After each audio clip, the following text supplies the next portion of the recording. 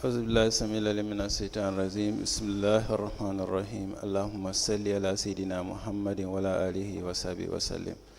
Madam Chair, Commissioners, Lead Counsel, Council, viewers and listeners, good morning and welcome back to our daily proceeding of this Commission of Inquiry into Local Government Councils and related matters. For our next item on our today's agenda, I have the honor to yield the floor to Madam Chair. Madam Chair, over to you.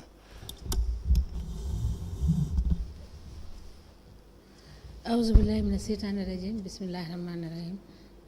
I would call on Honorable Sila to lead us in Muslim prayers and Honorable Joyner to lead us in Christian prayers. Thank you. Thank you, Madam. Auzu billahi minash shaitanir rajim. Bismillahir rahmanir rahim. Alhamdulillahi rabbil alamin. Ar-Rahmanir Rahim. Maliki yawmiddin. Iyyaka na'budu wa iyyaka nasta'in. اهدنا الصراط المستقيم صراط الذين أنعمت عليهم غير المغضوب عليهم ولا الضالين. ربنا آتنا في الدنيا حسنة وفي الآخرة حسنة وقنا عذاب النار. ربنا لا تزغ قلوبنا بعد إذ هديتنا وهب لنا من لدنك رحمة إنك أنت الوهاب. سبحان ربك رب العزة عما يصفون والسلام على المرسلين والحمد لله رب العالمين. آمين.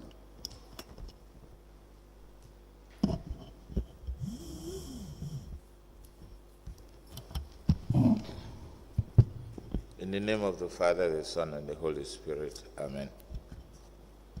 Dear Lord, you are our strength and our hope and our joy. We need you all the time, especially in this commission.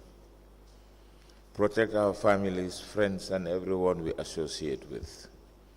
I pray that your hand will never stop helping us through the difficult times in our lives. May you remove our pain, worries, and problems and replace them with health, happiness, and peace. All this we ask through Christ our Lord. Amen.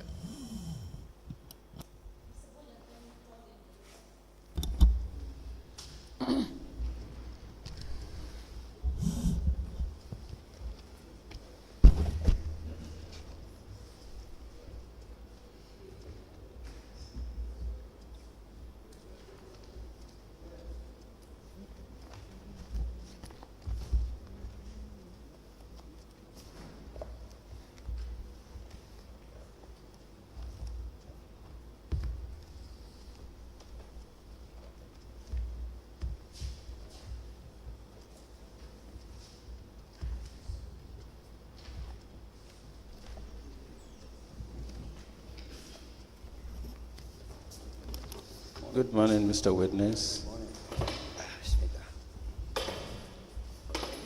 Thank you. Mr. Witness, thank you for sitting down. Thank you. Thank you. I have the honor to welcome you back and to remind you that you are still under oath for continuation of your testimony before this Commission of Inquiry into Local Government Councils and related matters. Okay. I now hand you over to Madam Chair for us to proceed. Madam Chair, over to you.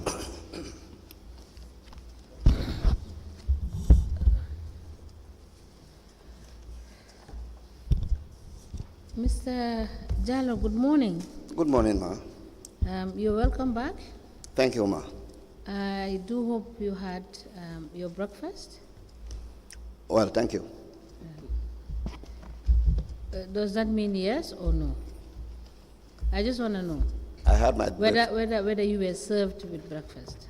Yeah, they did, but I had my breakfast earlier. Earlier? Okay. Yes. Thank you. Thank you, Ma. Council, we may proceed.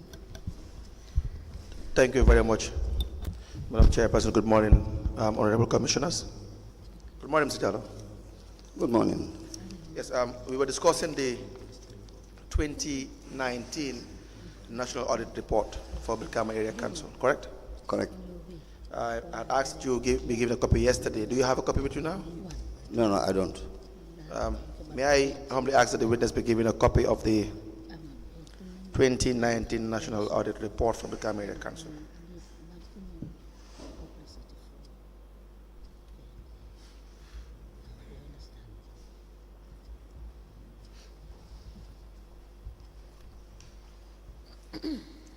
Thank you. Yes, on page 13, Page 13. The issues regarding asset register. Yes. Are we there? 13. 13. One, three.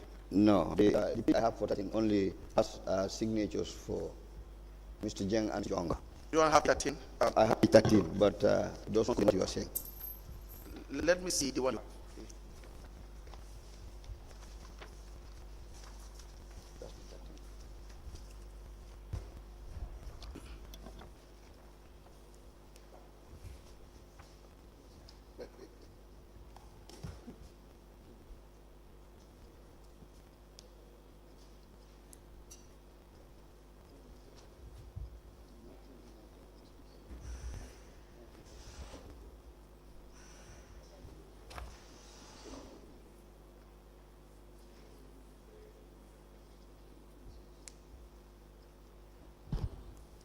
Counsel, can I avail my copy to the witness? Yes, I'll be grateful. Yes.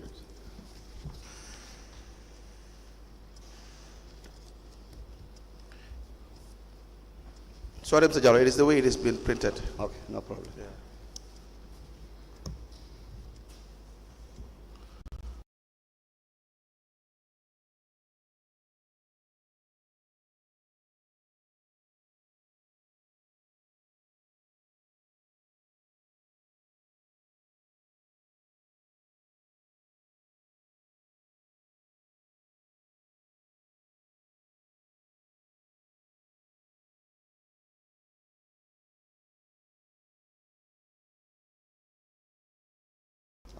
Thank you, Madam Chairperson. Do you have incomplete asset register 2.7 on page 13? Yes, yes. Good. Now, tell us, how were you keeping the assets of the area council? How were you recording these assets? Now, when we started to open asset register, Yes. When was this? I can't recall, but it was a concern raised, I think, by the audit. Then we didn't have an asset register, I think. Yes. And then we started to update the register based on the assets we have.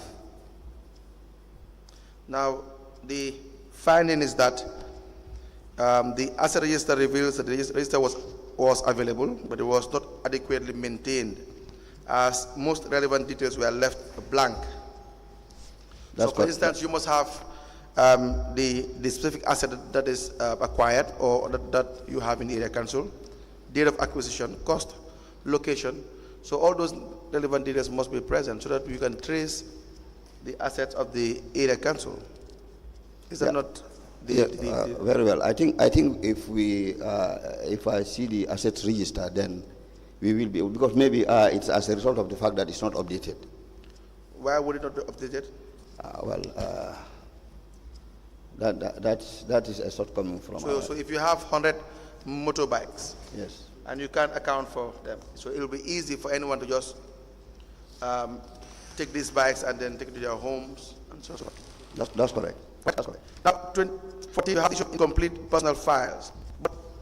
Personal files? Yes. Are you there? Yes, of course. Now, Junior Damasio, the establishment register, was it complete? It was periodically updated. What do you mean periodically updated? Yeah, depending on the information you have to be filled in. Or do you have issues of ghost workers? ghost workers? No, I don't know. You don't have that? No. Now, it says that we revised two. So, turn to last pages. Last page. Probably 40. I still should be 45 or so. Which page? Next two. Which page? Page, okay, page 49. 49. 49. Okay. You have the names of employees, Yes. and the details in the aisle. Yes. And it says incomplete profile of no one Ndai, who's administrator. Yes. No application of offer, no birth certificate, That's no correct. qualification certificate, no. Well, sorry, let me come back. You have application of there's no birth certificate. Yes, that's correct. Fanta Maro, no birth certificate. That's correct. Is it Lamin? So, that's correct. How comes Lamin you can't find birth certificate? Well, maybe he has not submitted his birth yet, or he didn't have one. Jeng, Alaji. there is no substantial record of qualification inside in the file, only 80 level 2 certificate attached. Maybe that's all he had then. Maybe that's all he had. Yes. Babuka, no birth certificate. Correct. Banding certificate, no birth certificate, no verification. Correct. The same person Jammeh. Correct. And Ibrahim Jammeh. That's correct. If they retire, what will happen? Well, that will be a problem. But most of these shortcuts, they were already there before I came to the office. So True, very true. But that doesn't mean you should correct it. absolutely, very well. What should you have done? We should have made sure that all this. You have the inspection committee, no? Inspection committee, yes. Why won't you? Why if they are effective, efficient enough? Why can't they solve problems? Well, it should have been solved to be very frank, because there is a staff committee, and the admin department definitely could have made progress on this. On 18, we have issue on presented documents. 18. I read the report of the audit. It says, during audit inspection at the council, the following documents were written up to the time of writing this query. They are presented for audit inspection. See the list of documents below. You have it's just like a IT policy manual, not present. Training policy, not present. You don't have a training policy? No, we don't. You don't have an IT manual? IT was a very young unit when I was leaving. Activity report? Activity report we should definitely have. That should be there. It should be there. Well, I think so. I don't know what type of activity it's talking about. Sorry. I don't know. You're the CEO.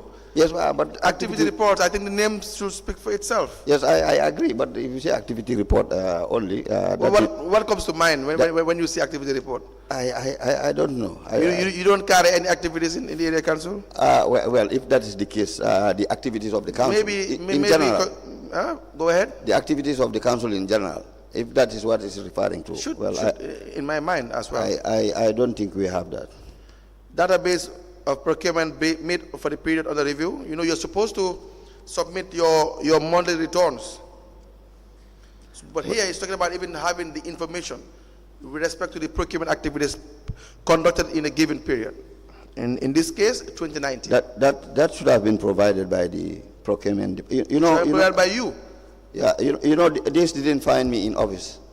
This report doesn't have to find you in office.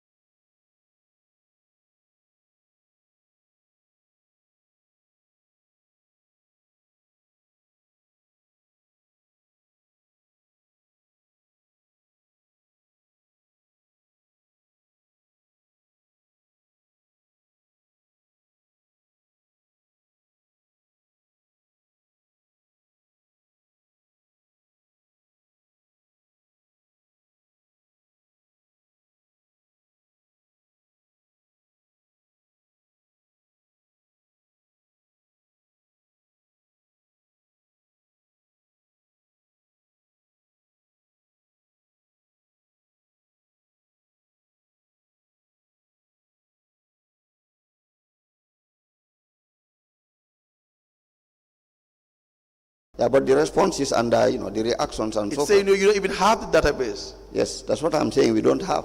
The responses is just one limb of the whole point. The entire issue is the fact that you don't even have it in place. Yes. That's the point. For 2019, these were not in place. Yes. That's procurement plan. We will deal with the procurement compliance reviews for 2019. But there was no procurement plan as well. No, I don't think. Why would you have a procurement plan? We should have had. I know. It's a requirement. That's why I'm asking you, why would you not have a procurement plan? If you don't have a procurement plan, how were you conducting procurement activities? We were just, how to call it, procuring, depending on the need. It was more or less like an authoritarian regime. People decide what they want to do and how they want to do it, Mr. Jallow, correct? The area councils, they were mainly run in that form. Probably it's not your fault. Probably it's what you find in the system for a very long period of time. Absolutely, I am happy for that. I am really happy for that. I would have wished that all these things are in order. But, as the saying goes, in as much as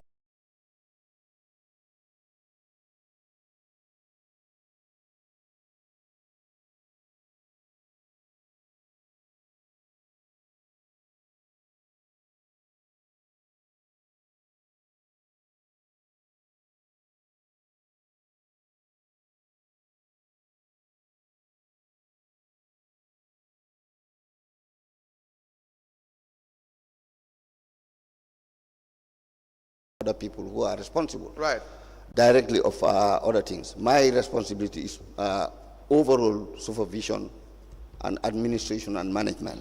You have a lot of power as CEO. Well, I do, but well, not totality in totality. No, I'm just saying even by the law, you have a lot of power in relation to how you conduct your supervisory role. Yes, that's what I'm saying. That's what I'm saying. I have to accept the fact that, maybe I had my shortcomings in, ensuring that some of these things happen.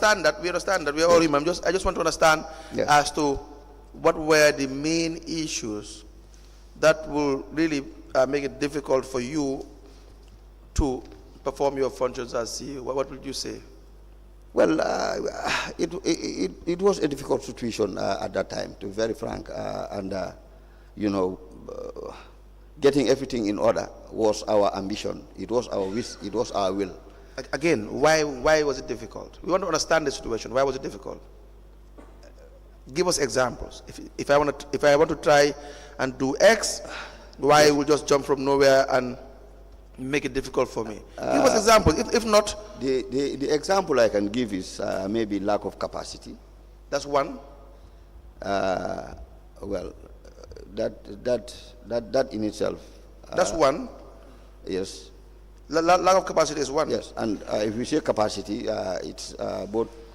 But if you don't follow procurement plan, that is not lack of capacity. If you don't have a procurement plan, that is not lack of capacity, right? That's different from lack of capacity.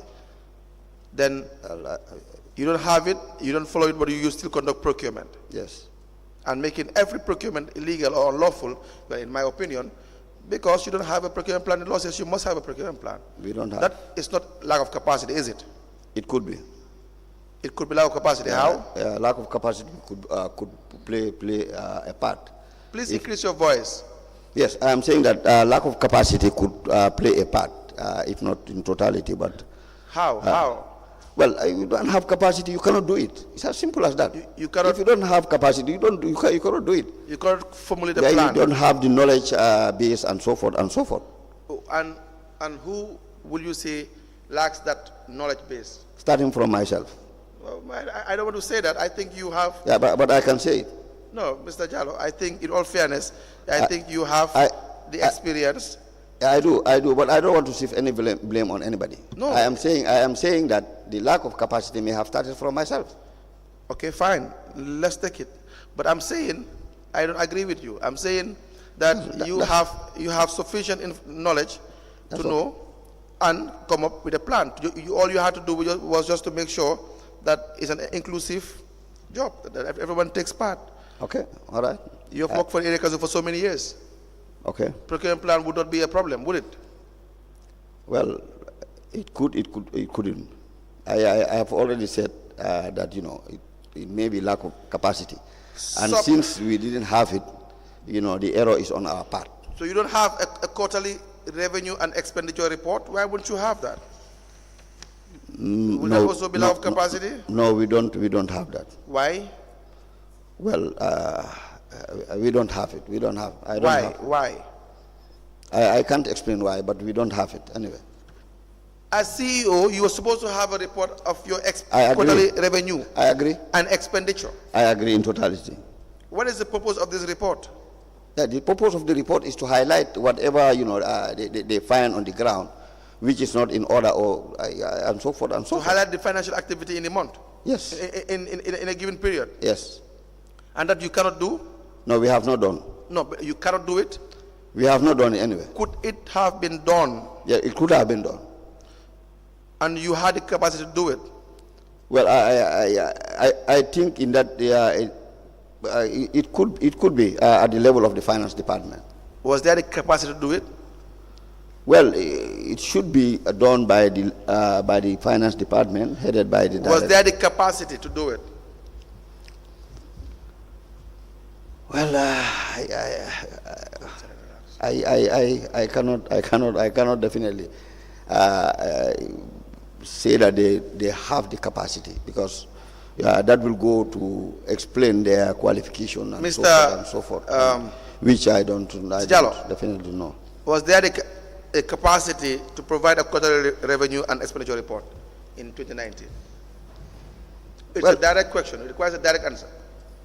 Well, especially from one of the biggest offices in the area council in 2019, the CEO's office. We want to know, what is your own position? Was there a capacity to provide a quarterly revenue and expenditure report, or there was no capacity to provide? Well, I think it should there should be the ability to do it.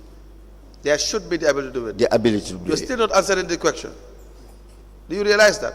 You're still not answering the question. You should know what you have, your staff. Yes, but I said there should be the ability to do it. So the capacity was there.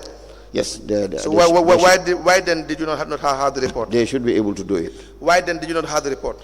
Well, it's an error on our part. Error on? It's an error on our part, please. Mr. Jallow, I know you are getting frustrated.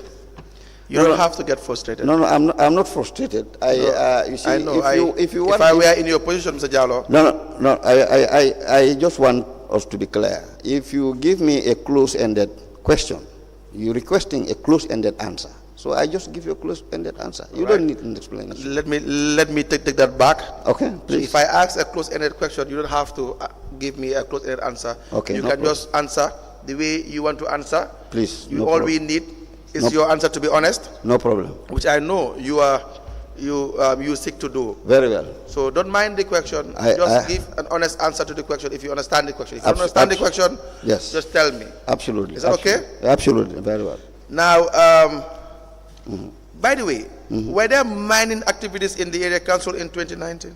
Mining activities? Yes. No. Sorry.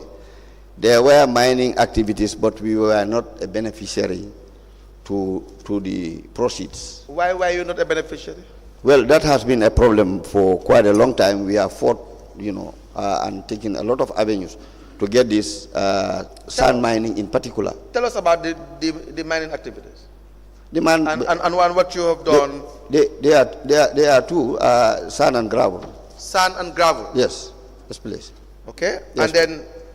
and then these activities were going on in Brikama area council. Yes, initially, way back in the 90s, we used to benefit. In fact, we used to collect. Now, at some point, it was transferred to geology. We tried as much as possible as we can, to at least get a share, since it is resources within our jurisdiction. Yes. But to no avail. Okay. So you're saying mainly you don't benefit at all in this? Until when I was leaving. Until you left? Until I left. I don't know what had happened after I left, but until I left, there was nothing that we received. Any questions regarding the mining activity? Yes. Mr. Jallow, were you aware that it is by legislation that the collection of revenue was not given to you, but it was situated at geology? Now, going by the regulations, my understanding and of course the laws is the fact that the council has a right to. Now, is there any possibility for you to refer us to the law that says the mining activities that are being conducted within the council's jurisdictions, they are supposed to be entitled to it? Is there anything in the Local Government Act or in any other legislation? Because listening to what you said you tried to get government to make sure that they give you part of the proceeds. Yes. You know, that they were earning from, you understand, these activities such as the mining of gravel and sand within the council's jurisdiction. Now, whilst you were pursuing that request to government, was there any legislation that is limiting you not to have that opportunity given to you by government? It will be difficult for me to highlight that, you know, from the legal point of view. That's the legislations and so forth and so. But what I do know, I just wanted to know generally, because if you said you have engaged the government, yes, they must have given you reason why you should not have proceeds of the mining activity. When those activities are done within your jurisdictions and they have implications, yes, you understand, within the jurisdiction. So that is why I'm saying, whilst you were doing that engagement, did they refer to you any legislation? Did they tell you this is why we cannot give you as a council to benefit from these activities? No, there has I can't recall any correspondence. Okay. That from either sides. Okay. To be very frank. Thank you. Yeah. Council, come on.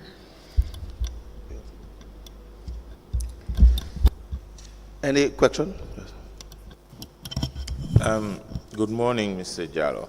Good morning, Commissioner. I am indeed baffled by your answers of the incapacity of the staff under your supervision. Let's take, for example, the quarterly revenue and expenditure report. You have stated that the finance department are capable of producing this report. You have been there for almost 2 years or more. The first month that they did not produce this report, what was your reaction? Well, I didn't engage them.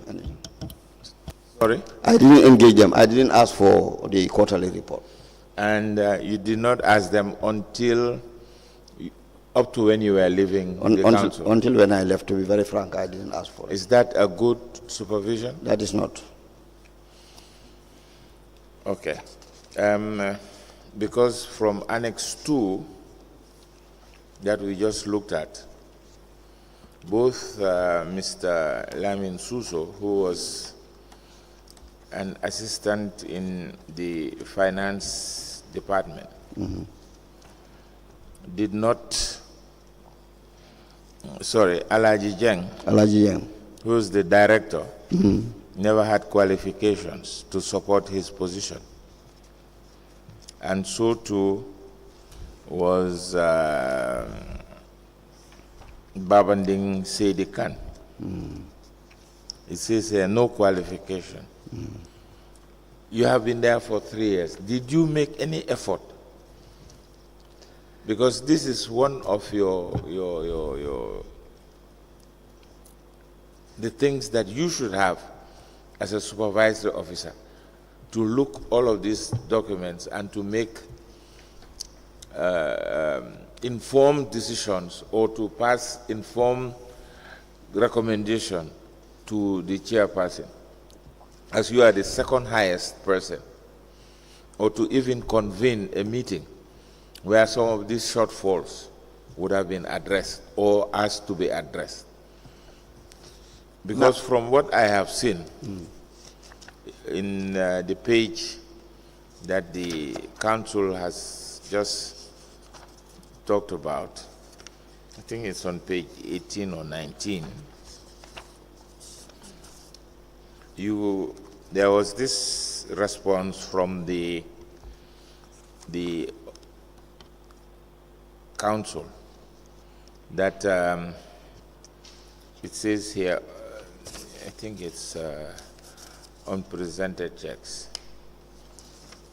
Sorry, I'm trying to find the right section. But the thing that I'm alluding to is, it was stated that the director of admin will regularize this in 2021.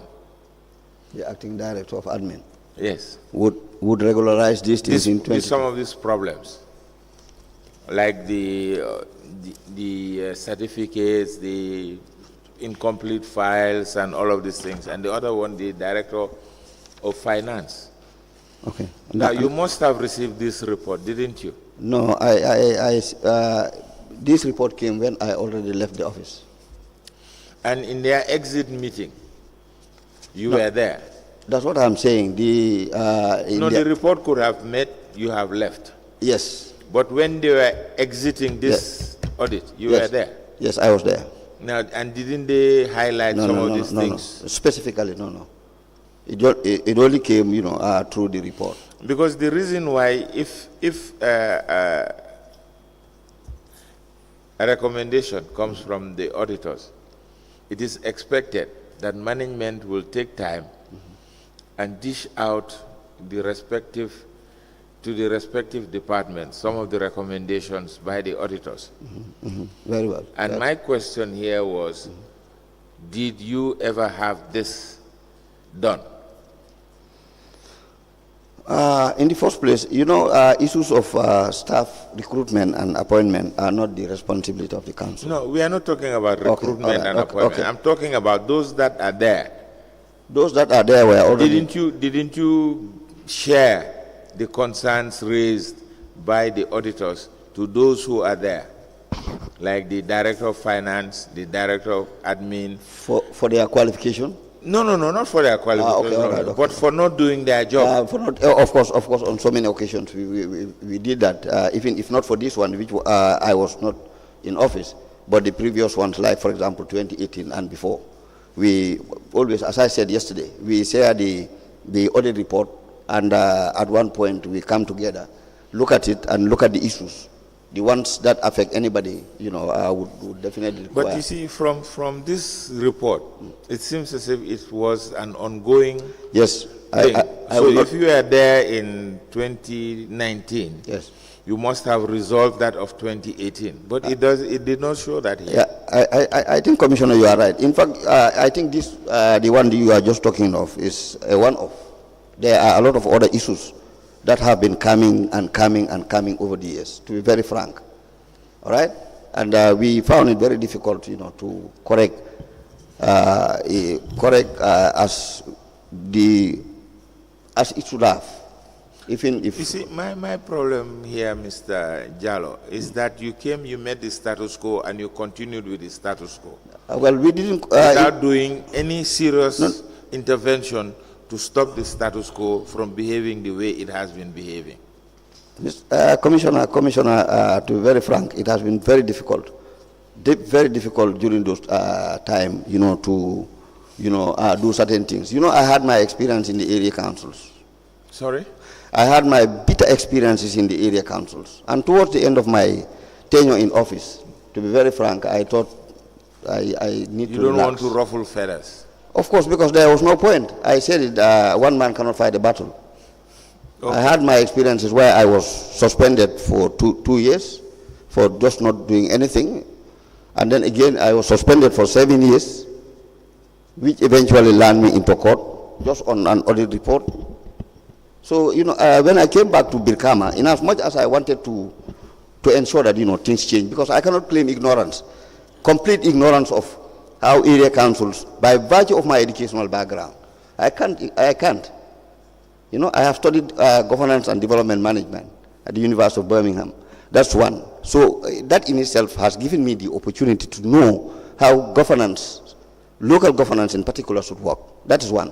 Two, I have been in the system for 40 years, during which I have been CEO for 25 years. So I cannot, and I have been part of most of the documents, the legal and procedural documents that have been prepared. But in as much as as an individual, you just try your bit, and that's it. So it is very difficult for me, to, at all times, to say no. I just say no when, you know, it's difficult. I know where the commission is going and the aims and the objectives. So what you are saying is definitely very right.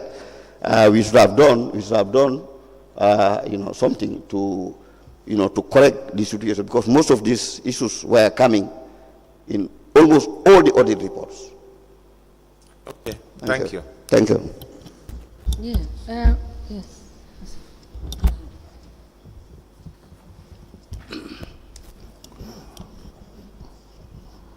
Mr. Jallow, let us just discuss. Let me just add on to what Council have been asking you about the mining.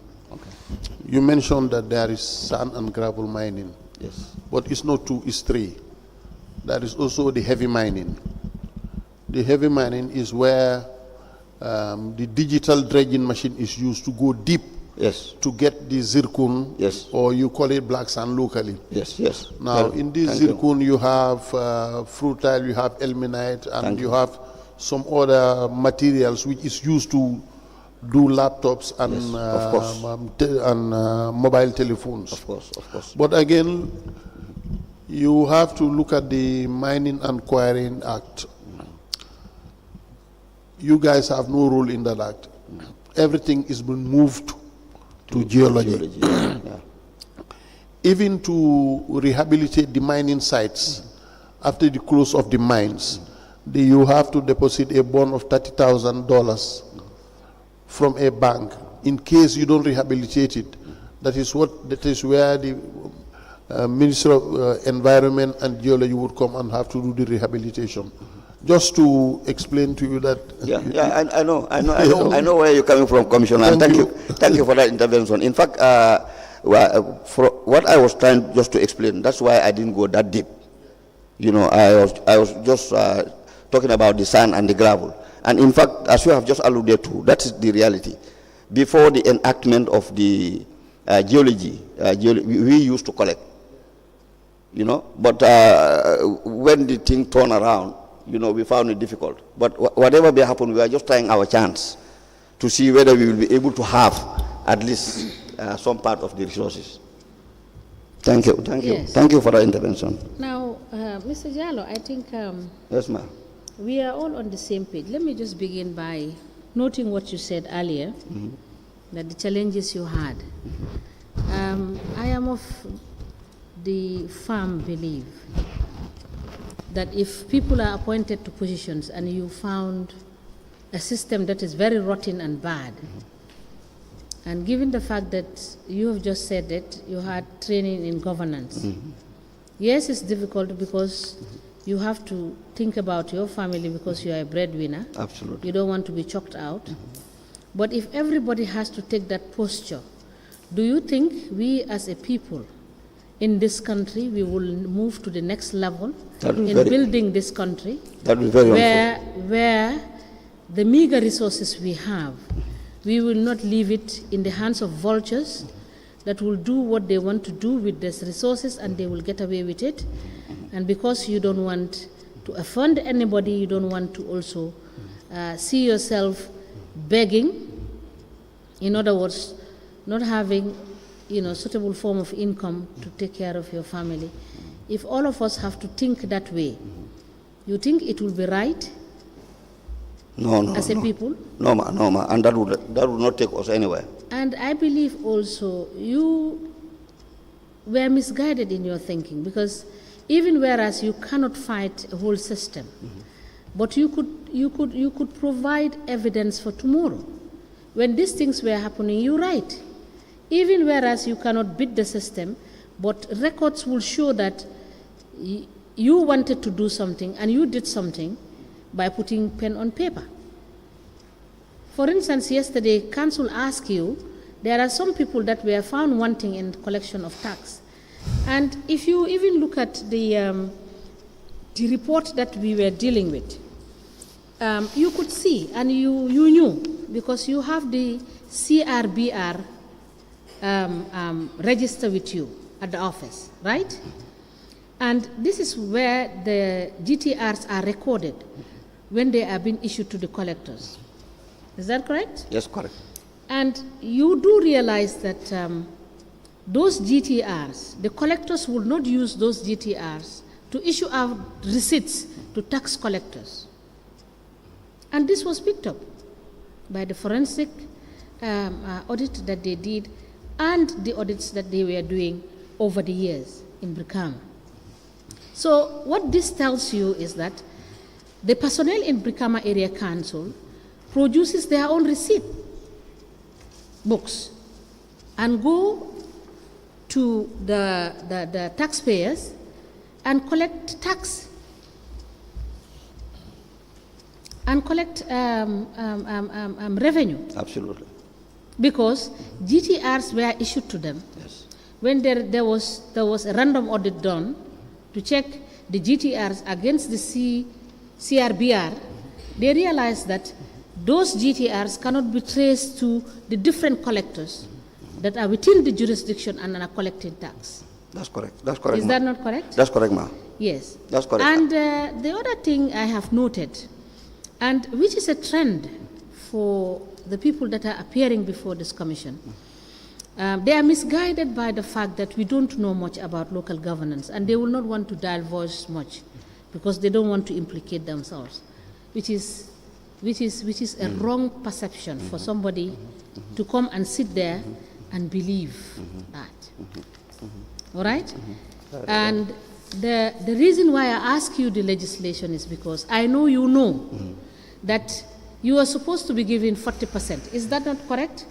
That's Under correct. the Geology Act? That's correct. But you said you did not know, which I know you know. So I'm just trying to let you know that if you are honest and forthcoming in your evidence, you understand, that will be more helpful to you. Because you will be stating it as it is. Because who is on the ground, you don't fear to fall. Am I not correct? That's correct. That's so correct. you have already retired. That's correct. So why wouldn't you state the facts as you know them? When I ask you a question, I know what the answer is.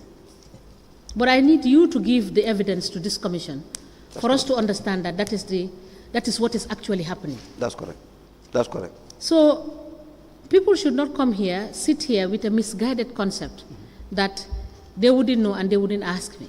Okay. When they ask you a question, answer it as honestly as you can. Yeah. Okay. All right? All right. Thank you. Because even if you did not receive the proceeds from geology, that 40% that they ought to have given you, we will find out. And when we find out, if geology doesn't pay you, geology will have to pay Brikama Area Council from 2018 to date, whatever dollars that they did not pay to Brikama Area Council, they will pay it. Because they are supposed to pay it. It is not me saying it, it is the law that is saying it. And we will make sure that the law is implemented. All right? Yeah. So that is just the case. I may have forgotten the 40%, to be very frank. When you said it, it just came back to my mind. Okay. And again, in addition, sorry, ma, I just wanted to say that,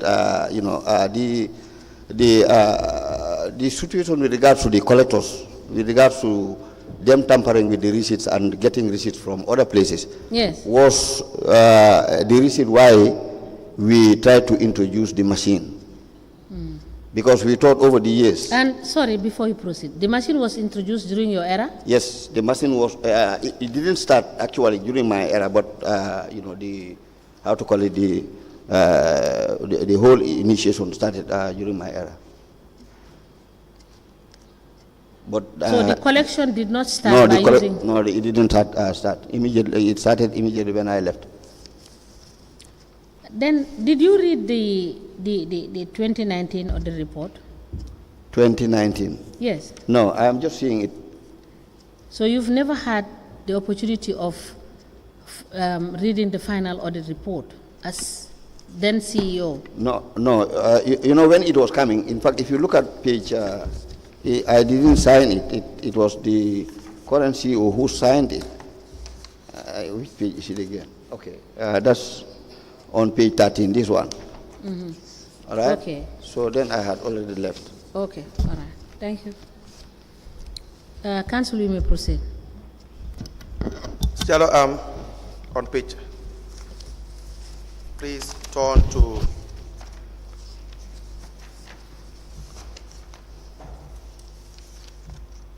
page 19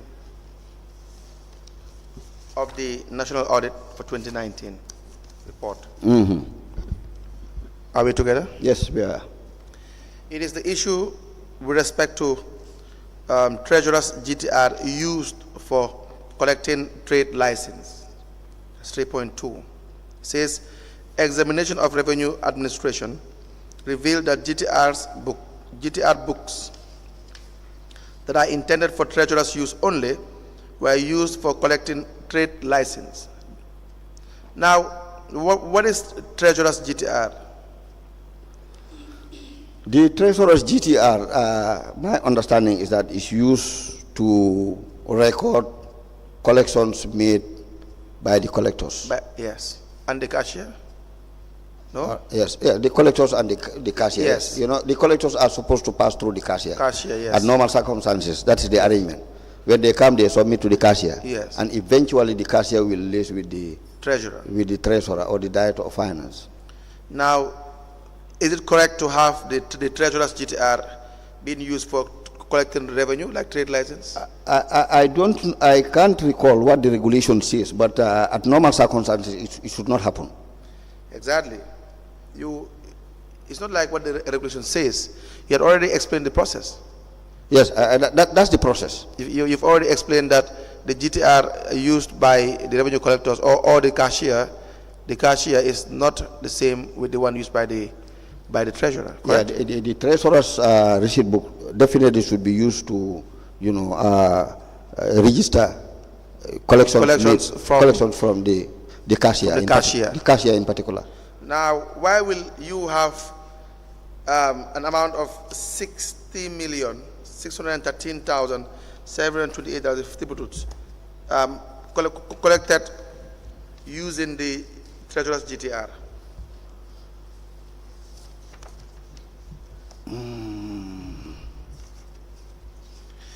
It says in the implication, there is a risk that the used GTRs might not be accounted for. Do you think that is a fair assessment? Oh, the page you're quoting is 21, not so? Yes, 19, you have the implication. I have it. Then you turn to 21. I have it on 21, yes. Now, this may be as a result of other collections, which are not collected, other revenues which are not collected or don't pass through the revenue collectors. Like, for example, if government is to pay council, or if other institutions are to pay council, sometimes the director of finance himself collects those monies by check, and in most it's always in check. So 3.4 is more or less like a continuation.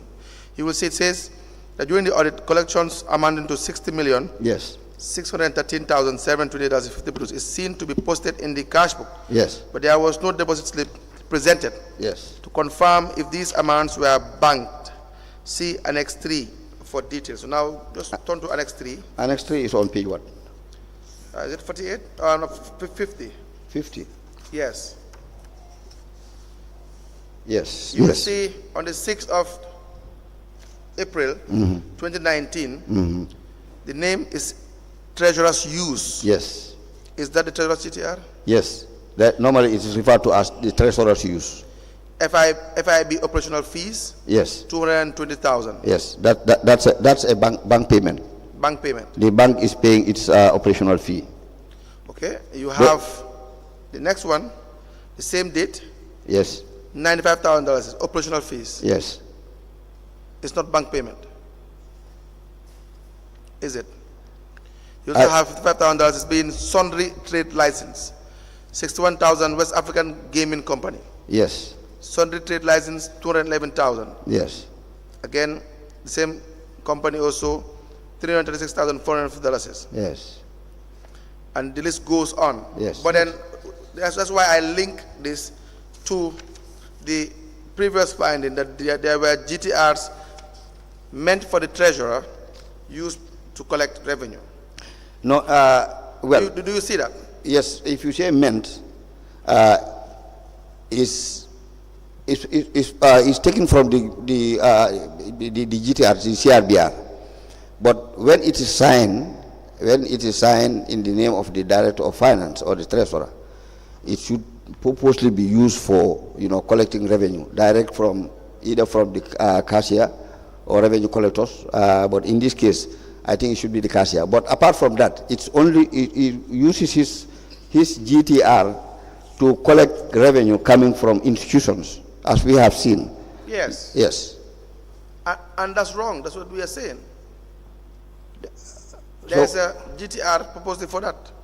So what is correct? Who is supposed to collect it? When the revenue collectors collect revenue, Yes. Before the advent or the introduction of the machine, the POS machines, they were using GTRs, were they not? Yes, they were. Yes. Yes? They were using GTRs. Yes. Exactly. And then they will now, after using GTR, they will now retire that with the cashier. Yes. Correct? That's correct.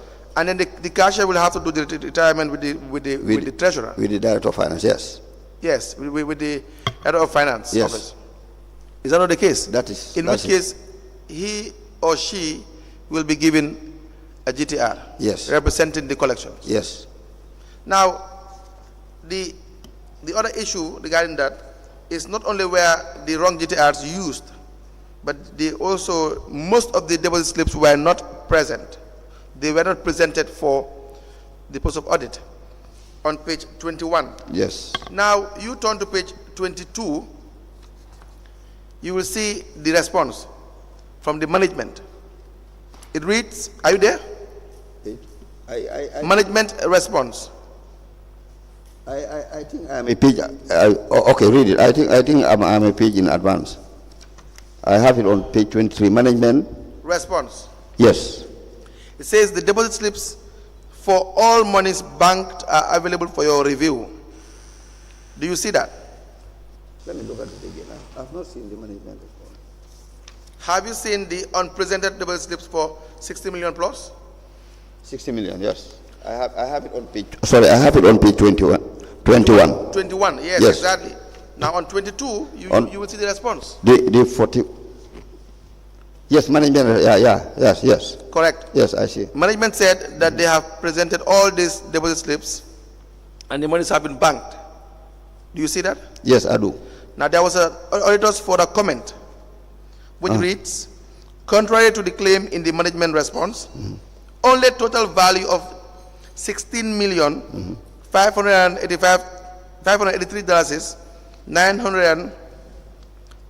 let me take that again, $16,583,981.74 bututs in deposits was traced from the records provided. This leaves a remaining balance of $44,029,746.76 bututs. Do you know what that means? Yeah, I do. What does that mean? I do. That the 44 million and 29,746 dollars do not have bank evidence of bank slips. It is still outstanding. Yes. So it cannot be accounted for. Yes. Do you see that? Yes. But I do believe that it's already paid into the bank. Let's not believe that. Let us not believe that. Mr. Jallow, you cannot just believe. We don't. I'm sure you will agree with me that if we don't run the institutions based on trust or belief or an understanding that things will be done. Is that not the case? That's correct. But my understanding here, Council, is that as I was explaining, yes. maybe it is how to call it? No maybes.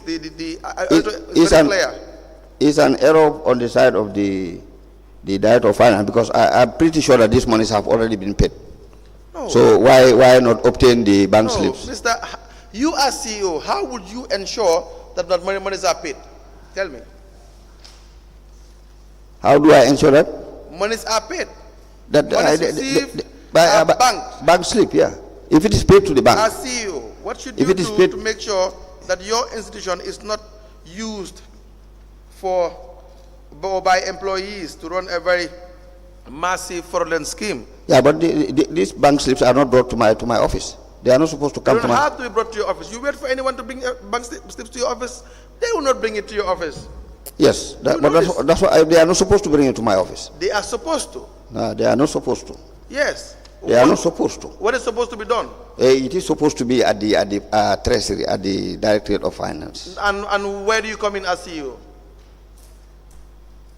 What do you mean by where do I come in? Where do you come in to make sure these monies are accounted for as CEO? Yes, but what I'm saying is, when this report was being prepared, and the response, I was not in office. This you don't have to have a response. This report is for a given year.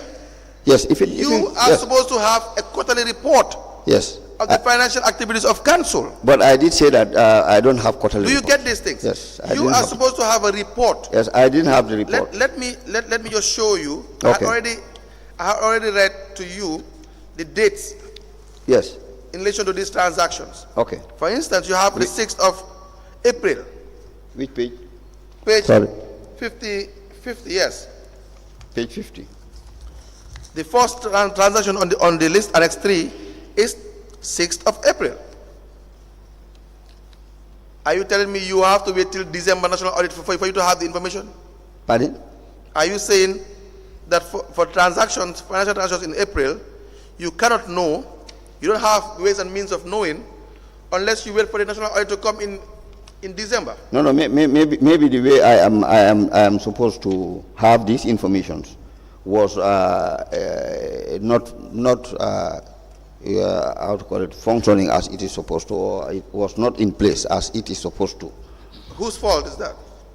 Well, I take part of the responsibility. Not part, entirely. Okay, I take entirely the responsibility. Okay. I'm not saying the fraud. Well, that's what you said, so we accept that. No problem. Mr. Jallow. Yes, please. You will hear me out. Yes. Clearly, you will hear me out.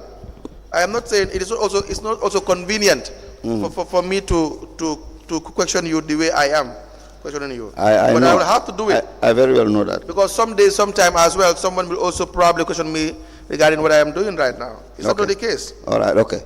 So I am saying that in April, if you had had an effective administration, you would have detected all of this. Yes, but I did answer that. I said there was no effective control system in place. Yes. And that is why the amount has risen to $44 million plus.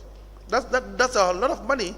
Which they have not seen the. Yes. Yes. Okay. If there is no evidence of double slip, there is no evidence of money being in the account. Well. And you, as a CEO, unfortunately, you have been mentioned to have been personally responsible for these things.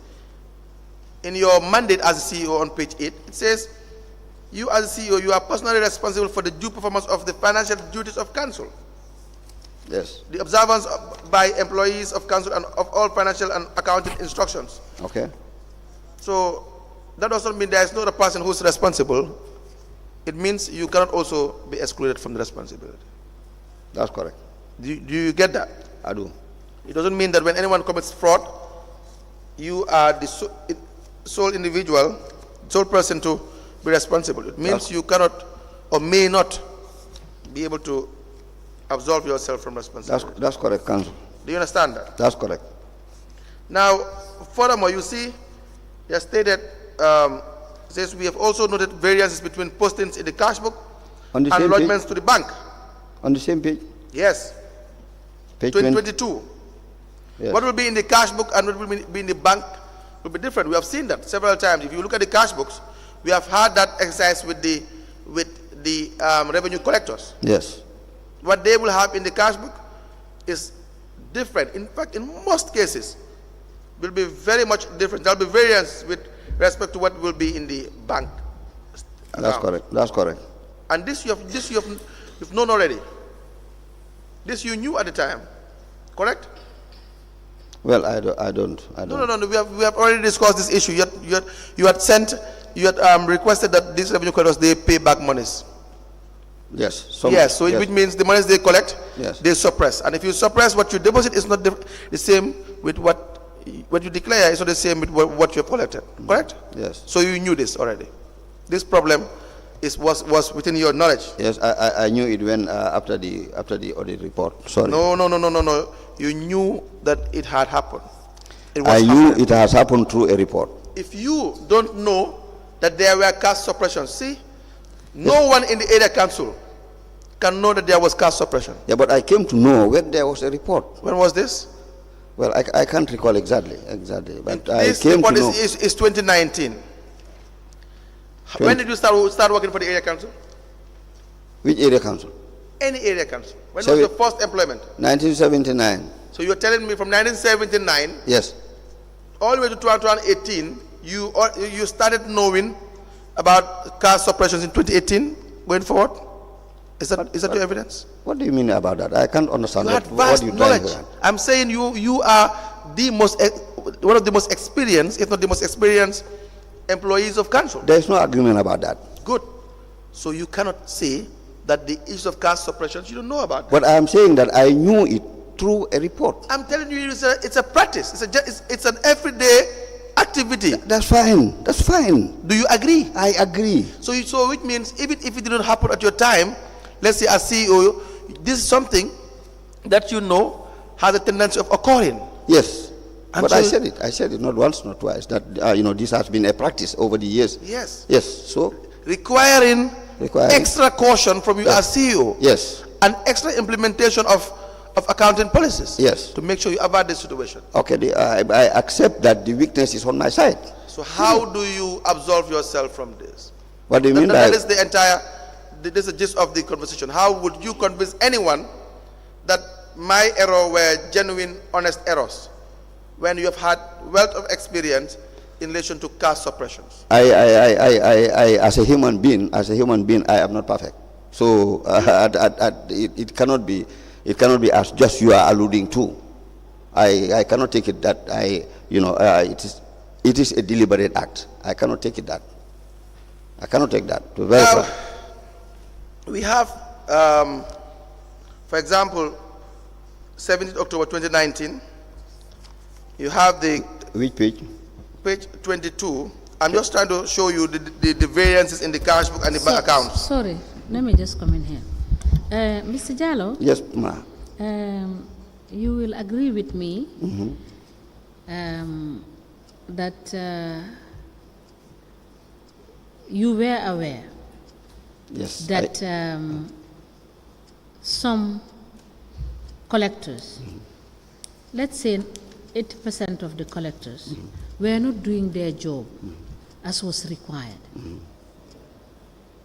Because you also have issues in implementing discipline and making sure that they follow due process. Absolutely. Is that not the case? That's correct.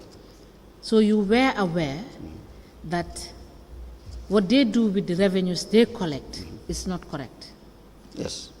right? Yes. What you are failing to do before this commission is to really state your challenges as they were. Because you have stated just one challenge, that is lack of capacity. But what was the reason for the lack of capacity being sustained at the level of the councils? So that the lack of capacity became a cost effect to efficiency and prudent management of resources that are collected from taxpayers. Is that not the case? That's correct. So when council is saying you were aware, it is, you don't have to see the questions as him trying to situate the blame. For monies that you did not eat, we cannot say you ate the money. Because if we say you ate $20, we must justify and show proof that you ate the $20, right? But the lack of proper governance, we will situate that anomaly properly, right? But you will help us understand why you were making those mistakes, or those omissions, or those errors. Correct.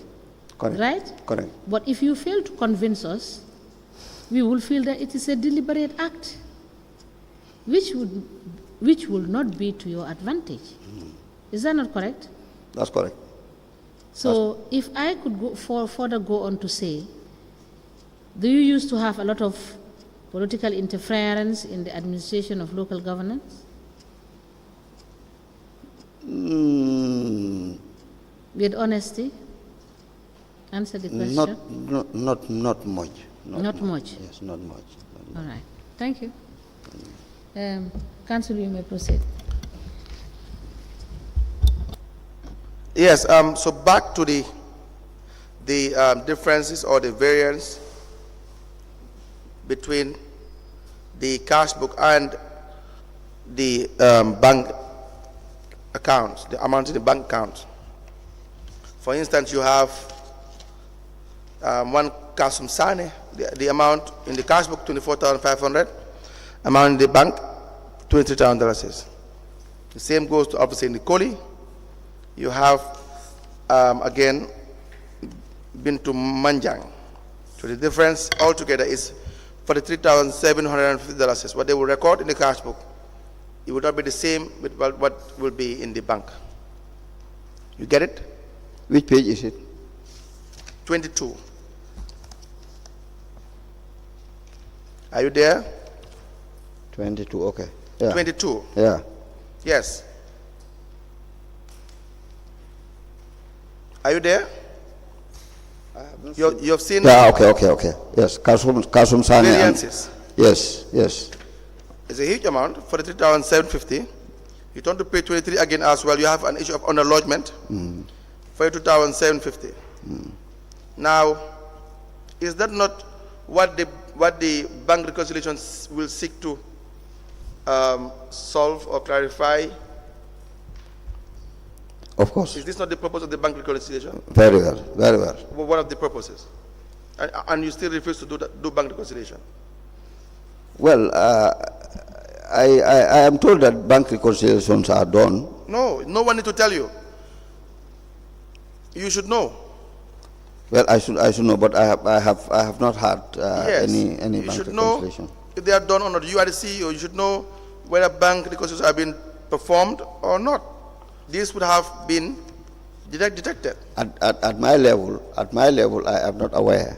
Maybe if the director of finance could provide, because I did ask him and he said bank reconciliations were prepared.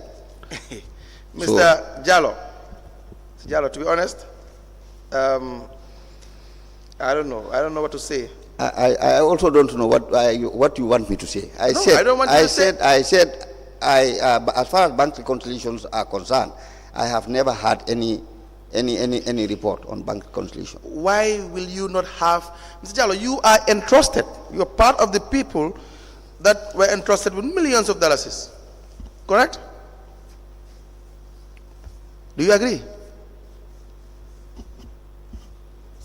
Mr. Jallow? Yeah, I'm with you. You see, okay, go ahead. Again, your saving grace is that I am not saying that you have eaten this money yet. Right? It's more or less like your administrative inefficiencies, Mr. Jallow, where they exist. And again, it is my opinion based on what I see, and you don't have to agree with that. Do you understand that? Go ahead. Sir? Okay. Yes.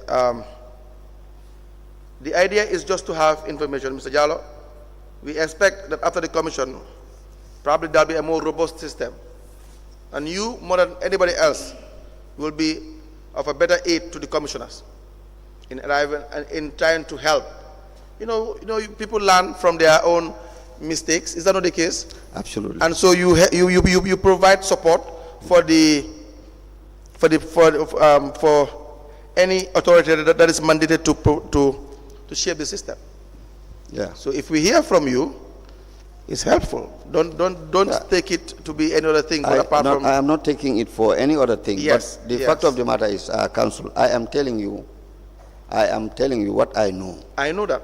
And where I have a short, shortcoming or shortfall or whatever, I accept responsibility. Yes. Now, if it comes to other issues of the way forward, yes, or what is supposed to be done, yes, well, as you have just alluded to, maybe I have little ideas about that.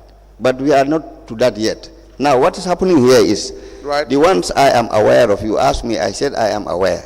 I think that's all I can say. I am aware, or I am not aware, or it has not come to my notice. It should have come to my notice. I agree, but it has not come to my notice. So, what can I say more? Nothing. Okay. Absolutely nothing, Mr. Jallow. Again, but we'll have to exhaust the report. No problem. That is the inconvenient part of it. No problem. No problem. Now, page 24. Page 24. There's an issue of unpresented cash book. Unpresented cash book to the yes. audit. Yeah. You have Alfaseni Koli. Yeah, yeah. The period is between January to June 2019. This you were there as CEO. 20. January to June 2019. Yes. You have Kasum Sane. Yes, Kasum. Yeah. January to May 2019. I was there. You have Aliu Sane. Yes. January to December 2019. Yes. Yes. Now, the arrangement with the revenue collectors, how are they supervised? How the revenue collectors are supervised? At the level of the council? How are they supervised? At the level of the council? Yes. Yes. What structure was in place to make sure the revenue collectors, all the way to the highest office, there is no, you see, there is no room for fraud, or the room for fraud is minimal. Like the check and balances, one reports to the other, monies must be taken to the bank, you go to the cashier, and so on. Just explain to us the process you had on the ground to make sure that you minimize fraud. From what I can recall, the process we put in place was collectors will collect, and as I said earlier on, they are directed to go and pay to the bank directly, except for that of the market. Now all other revenues are supposed to be banked. Now when they pay to the bank,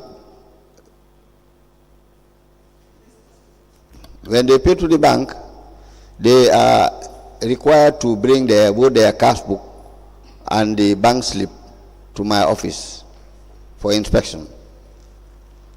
Then I will look. What I look at that level is whether what is in the cash book, what is posted in the cash book, the total is actually what is in the bank slip.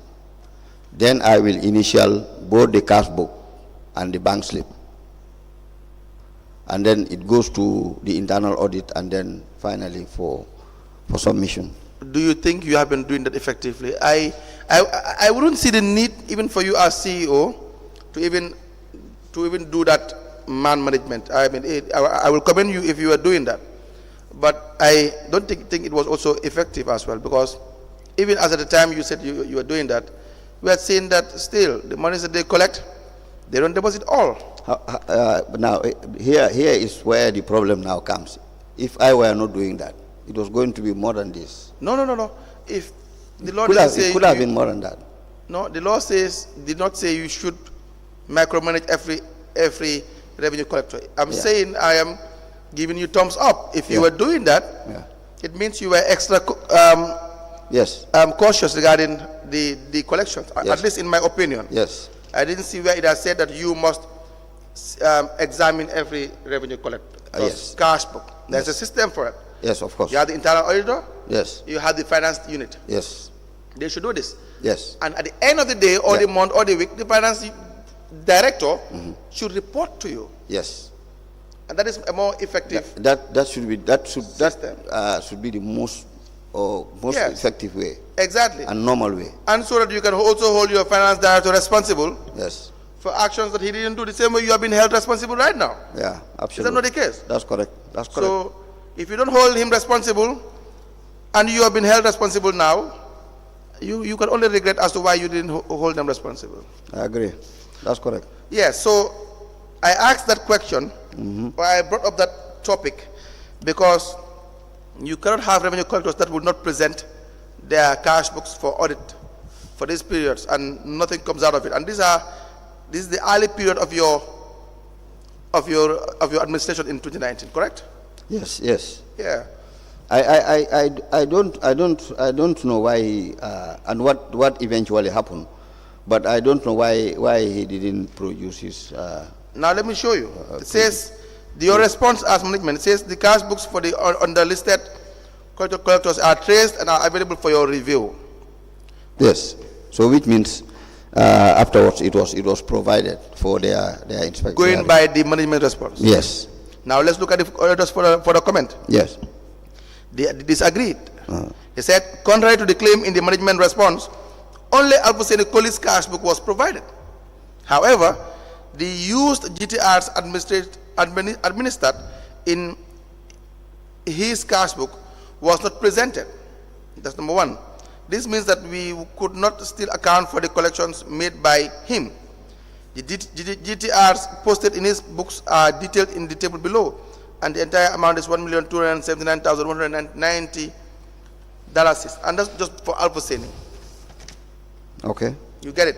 Yeah. That's different from what Al-Hussein Kohli has, what Kasum Sane has collected between January to May, and Ali Sane between January to December. It says millions of dollars. Yeah. Unaccounted for. Yeah. They cannot be accounted for. Well, no one knows where this money have gone to. What I can respond to this is the fact that when these things were happening, or when it was happening, I had no opportunity to know that this was happening. This is the only point we always disagree. The idea that you don't have the opportunity, that's the only point that we always disagree, Mr. Jallow. See, how about if it was not happening, we didn't have that checks and balances that is required to make sure that I am aware of everything that is happening. If that is absent, it's not absent. That was absent, and that is why I was not aware. Why was it absent? Because it was not available. Who was supposed to make it available? Well, we were supposed to make it available. Don't say we. Who? You want me? Okay, I say we. I was supposed to. No. It's either we or I. Yes. Oh, okay, all right. We have to settle that. It's either you accept that it's we, or you accept that it's I. If you don't accept we, then I say it's I. Again, let me repeat. I don't have to agree with you, but you don't have to agree with me too. Yeah, but it's either we or I. No, again, let me repeat. I don't have to agree with you, Mr. Jallow. Okay, all right. You don't also have to agree with me. Okay, that's all right. That's fine. That's fine. What we are both supposed to do is to be honest and fair to each other. I give you what I see on the records, and you tell me your answer. Yeah. It is for the consumption of the commissioners. But that's exactly they know which one to take and which one to drop. Yeah, that's what. But don't feel that you are supposed to agree with me. I'm not feeling. Thank you very much. So we'll come back to it again. Yeah, no problem. Whose responsibility is it in the administration of the area council to make sure that those checks and balances are in place? It is the responsibility of management. Who is management? Management is a composition of senior officials, of course, including myself. Who are the most senior officers in management? Well, as far as revenue is concerned, yes, it's the CEO, the director of finance. So you are the head of management? Well, of course. So you are primarily responsible? Yes. Right. But Mr. Jallow, these monies, they are just too much. Why? I didn't know how you were administering before 2018, but why just decide to not administer the area council in the most appropriate manner from 2018? I was doing my level best. It wasn't enough, sir. Well, it's never enough. No, but it wasn't even. I believe you could have done more than this. Okay. I'm sure you have done more than this before. Well, you never know. I want to believe that. Now we have talked about the issue of bank reconciliation on page 25. Page 25. You have spoken about that. Yes, bank reconciliation. Yeah, we did. It's very clear regarding the fact that they were hardly present. But Page 28. Page 28. Yes, You please. have issues of underposting of main cash book. You see, I had told you the auditors, they have their own language sometimes. That during the period, an amount of $1,907,648 was received from various collectors. Now, of this amount, only $1,717,908 was posted, Yeah. resulting in $189,740 in deficit. This happened on the 31st of December 2019. 31st of? December, I mean, you see the date there? No, October. October, I am sorry. 2019. Yeah. Yes? Go ahead. Okay, it's an error on the part of the Director of Finance. Okay.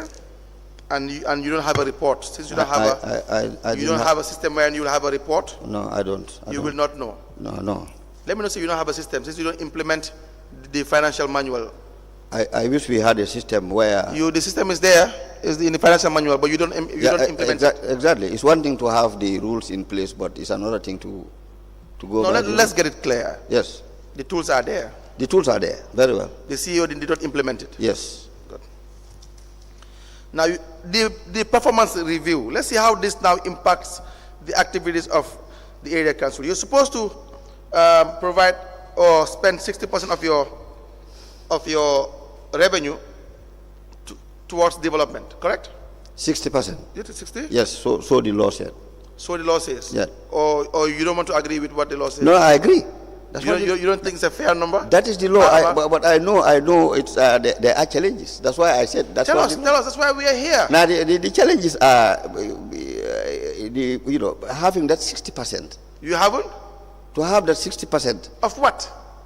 Of total revenue. Yes. Why is it difficult? If the revenue is just $100,000, 60% of $100,000. No, the challenges we have is, to be very frank, council, yes, is that if you look at council and Brikama area council in particular, right, you would have realized that the overhead cost,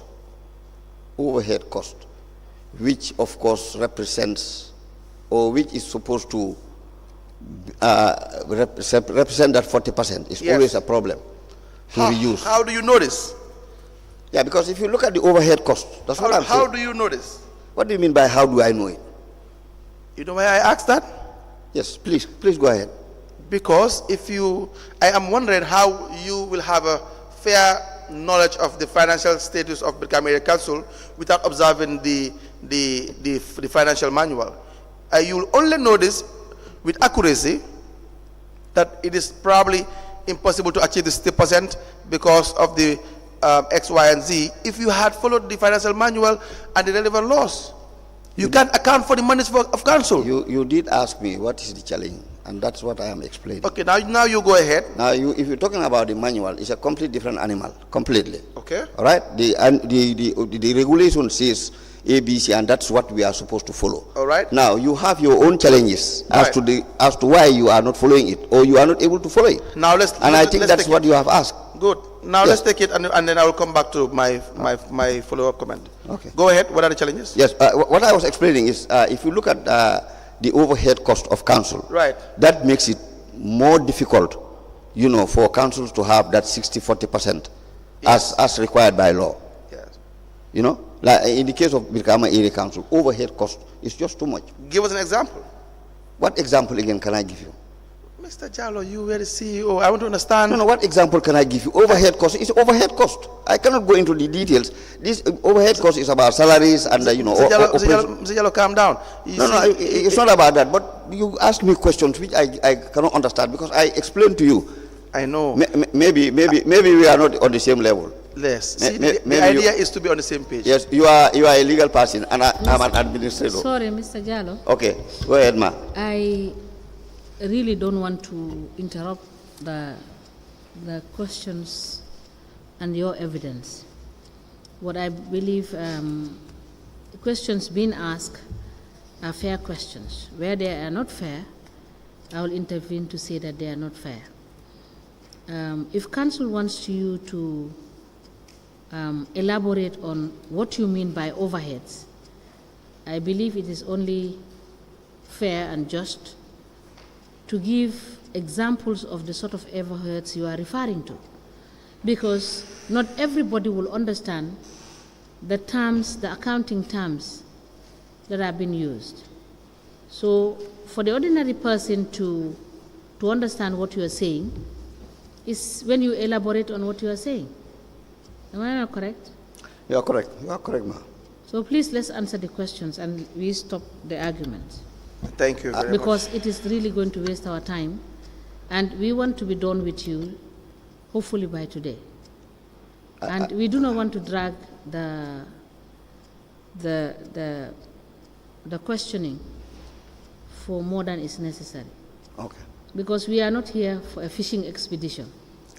And we are not here to get you to accept or admit things that you have not done.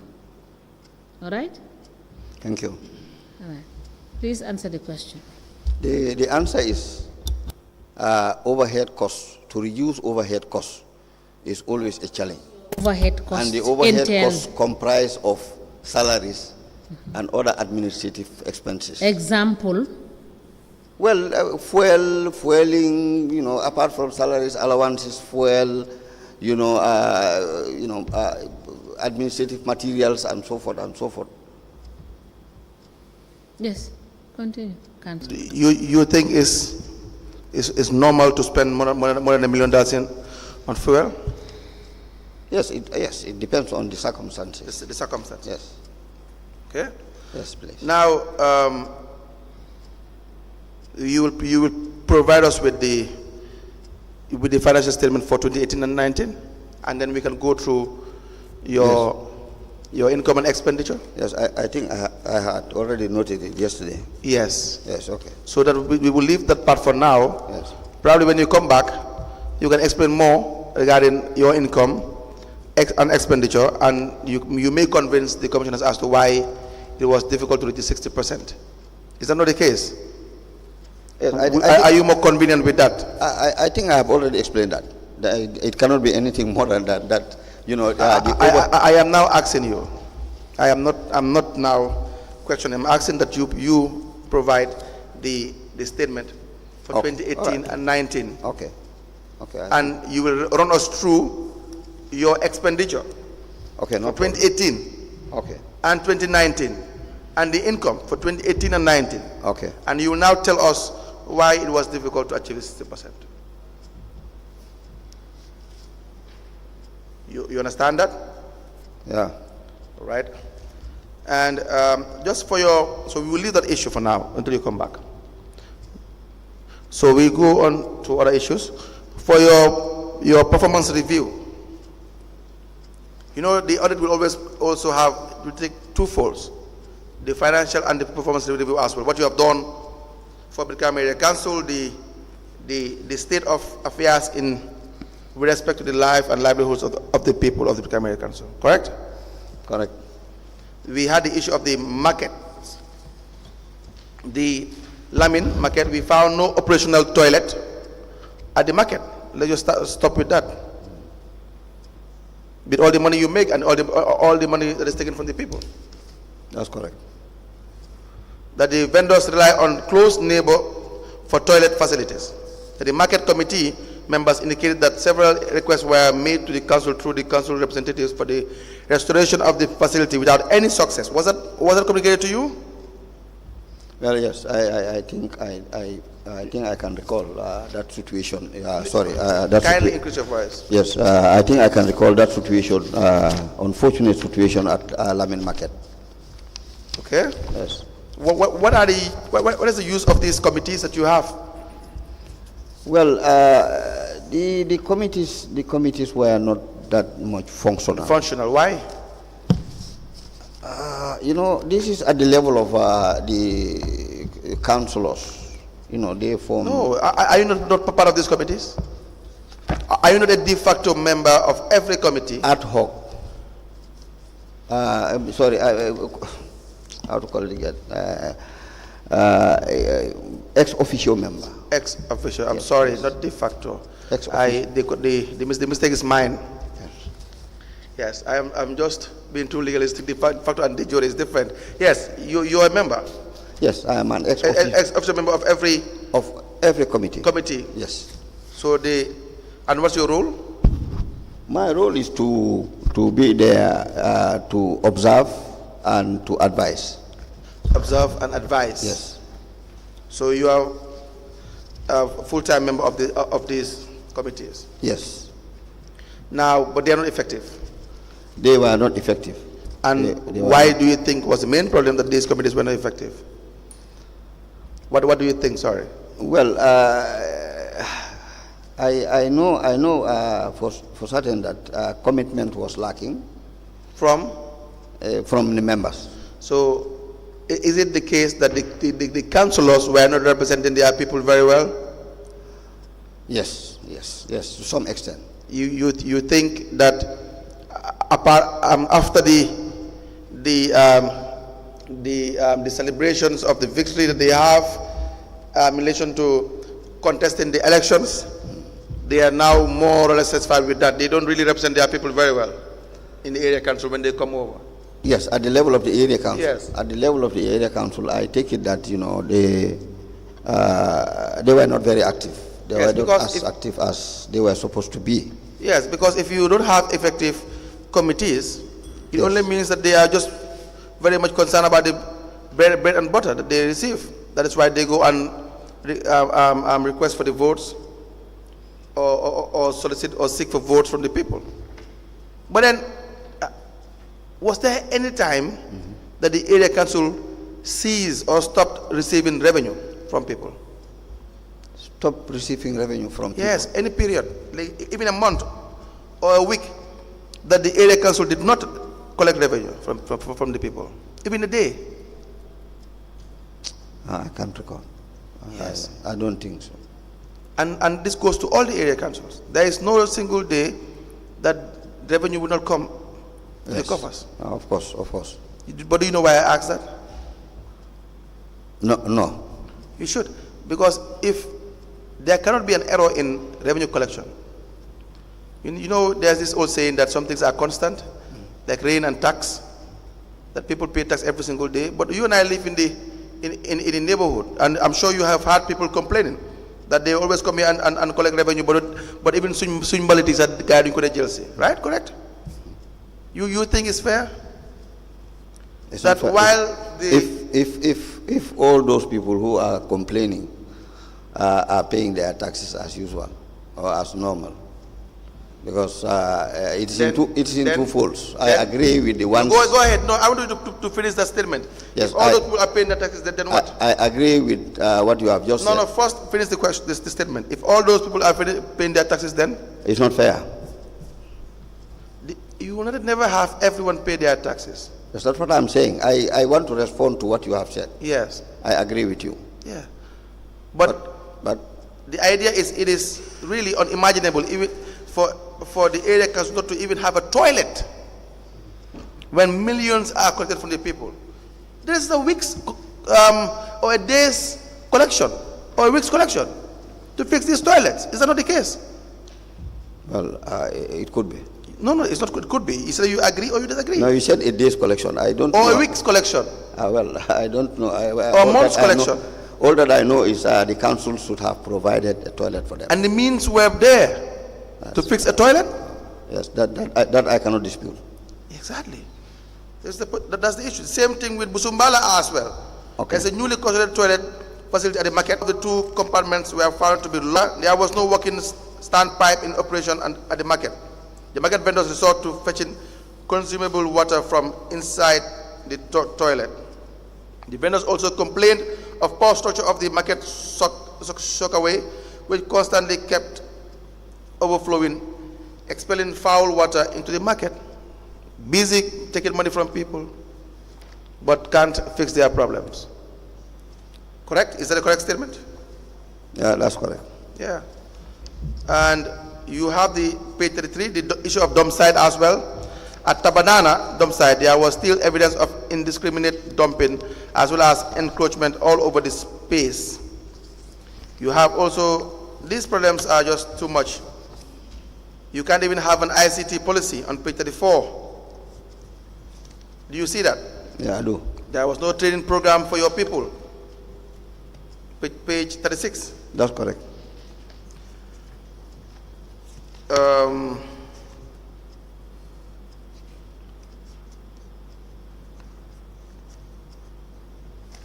I've seen on page 40, weak control in the payroll system. Sorry, before you go to the payroll. Yes. What I want to find out, Mr. Jallow. Yes, ma'am. Are you a member of the administration, the Land Administration Board? Yes, at one point before its dissolution. Or before, is it before I left, or anyway, I was a member, but eventually it was dissolved. When was it dissolved? I can't recall exactly, but it was dissolved. It was dissolved at one point. Can you provide us with information?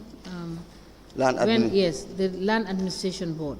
That is at the level of the governor's office. The governor is the chair, okay, and all correspondents are at the level of the governor's office. But you are a member, the council's CEO is a member? Yes, it's a member, just like... Is that not board, is the board not the body that transitioned from the board to the current advisory committee that is situated at the governor's office? You don't have currently, as we speak, is there no advisory committee that is situated at the governor's office? If I understand, the advisory committee, as provided for in the Local Government Act, is the Technical Advisory Committee. Yes. That is different from the Land Administration Board. The Technical Advisory Committee is comprised of, regional department heads. Okay. Of course, chaired by the governor. Okay. Now, for the land administration, it was the CEO. Different. Yes, they are different. Yes. Now, on the issue of the Tabanani Dome site. Yes. Given the fact that the council is working in close tandem with the alcalos within those areas, and you have realized that there have been irregular dumping and encroachment in the area, why didn't you take up this issue with the alcalos with a view to stopping the encroachment, knowing fully well that where people settle and you want to uproot them from that settlement, government has to intervene to compensate them or to find an alternative settlement, when in the first place they have been issued documents by officials of the same government, that is the alcalos, knowing that those areas have already been designated? Why didn't you take up these issues with the Ministry of Lands?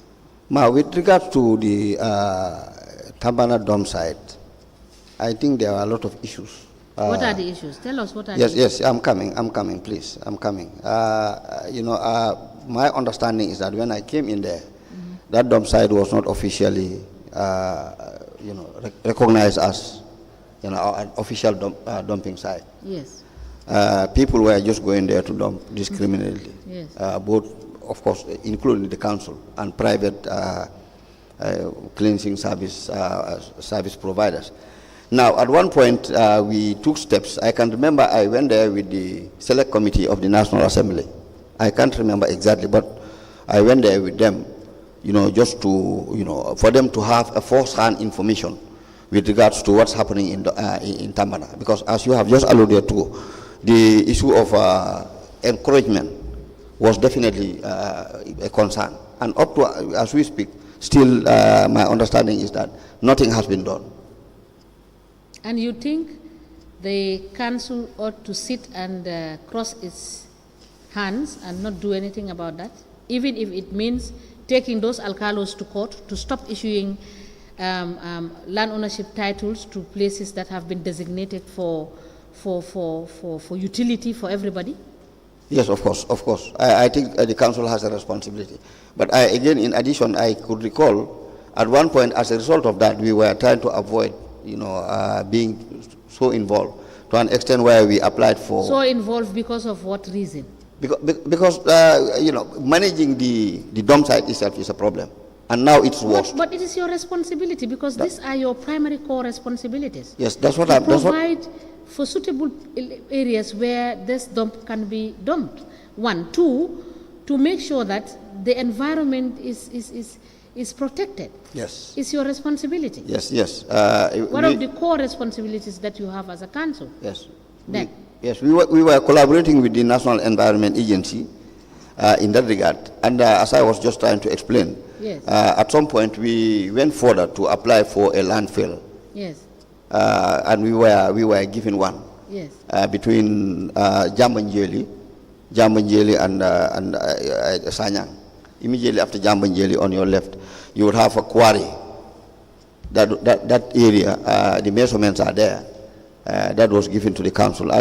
Because that was towards the end of my tenure in office. I don't know how much, how they are using it. But with regards to Tambana, to be candid, definitely council should have done more to make sure that, in collaboration with the Ministry of Local Government. Mm-hmm. But not much has been done to stop. So it is the failure of the council and the Ministry of Land. Yes, of course. Not to take action and allow people to do what they want. Absolutely. And then end up having to shift blame game between the two institutions. I don't think there could be any blame game about that. It is their direct responsibility. See, the responsibility of the council. Correct. This is what we want to hear. Because if you don't take, even if it means council taking government to court to make sure that this is stopped, it should have been done. Absolutely. I don't know of now, because I have seen, still dumping is going on there.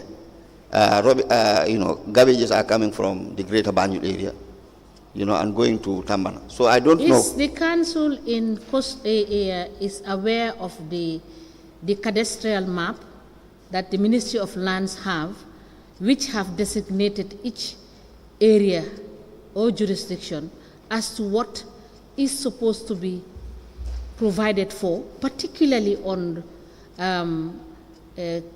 community facilities like car parks, like dump sites, like hospitals, schools. You don't have that at the council no, at the level to make of sure that you protect those areas that have been designated for those particular purposes? We don't have that. We don't have that. And you did not ask? Yes, I think we didn't ask as well. Thank you. Yes, Honorable Sila. Thank you. Let's give a genesis of the Tambana dump site. Yes. Tambana was created so that we close Mile 2 and Bakote. Mile 2 was supposed to be a transition point, and then Bakote was also going to be a transition point. The essence was that we were going to build an incinerator at Tambana, and the incinerator will generate electricity from domestic waste. That was how it started. Now, studies were made, and I remember the incinerator was costing about 450,000 euros, and it was supposed to be generating 4 tons of garbage per day so that it can generate electricity. It has a lot of benefits. It generates electricity from domestic waste. It can provide hot water for the communities. What is being burnt out of the machine could be used as fertilizer.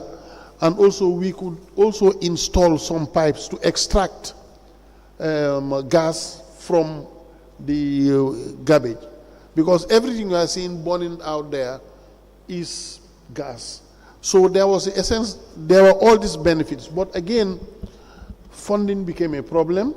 And eventually, I worked in these things.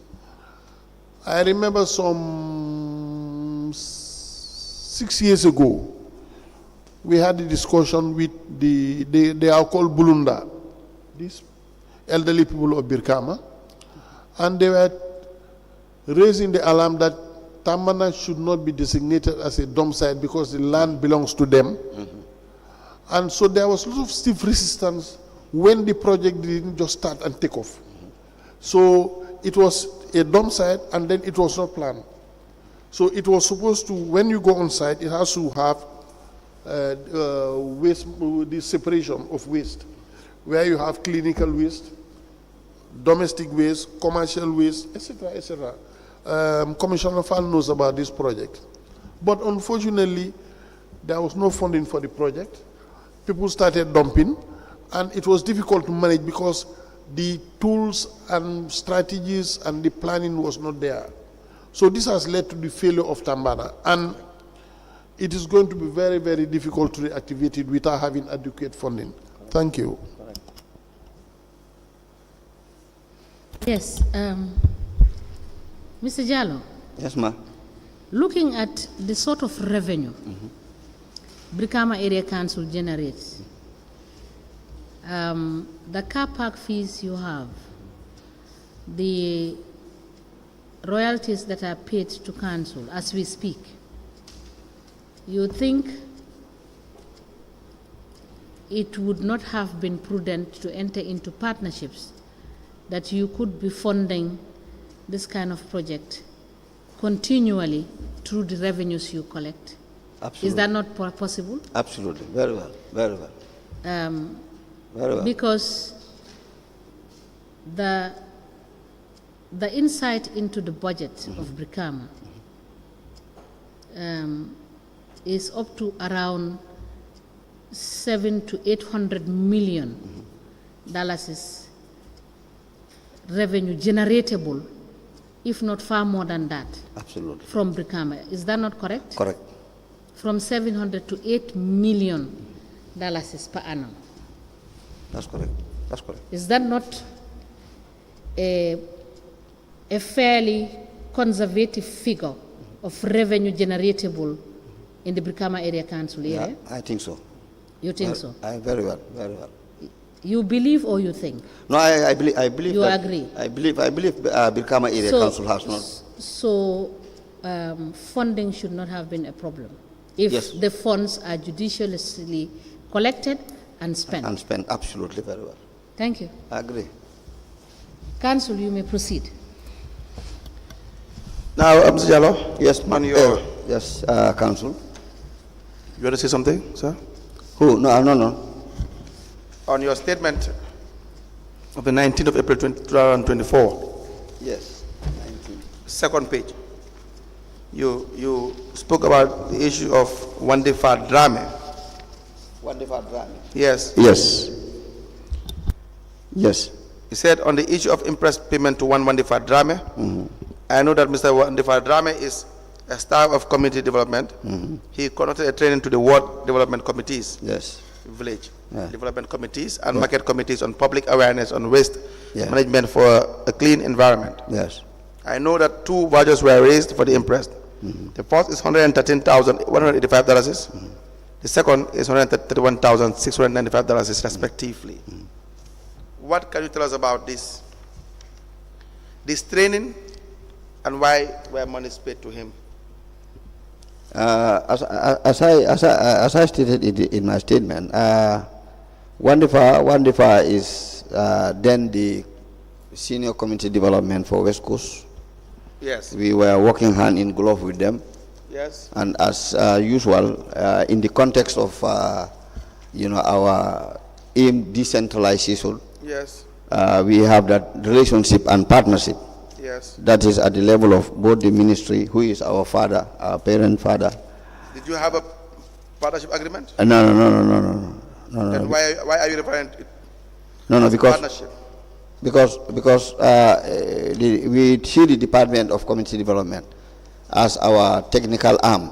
Okay. In conceptualizing, the decentralization issues. Yes. To an extent where, yes, when it comes to training, of communities. Yes. We take that responsibility. That's good. Now, was Wandefa sent to you by the ministry? Excuse me? Was he sent to you or referred to you by the ministry? Was he? Sent to you for this purpose by the ministry, or did you just speak to him directly? No, not the ministry. It's at the level of the council.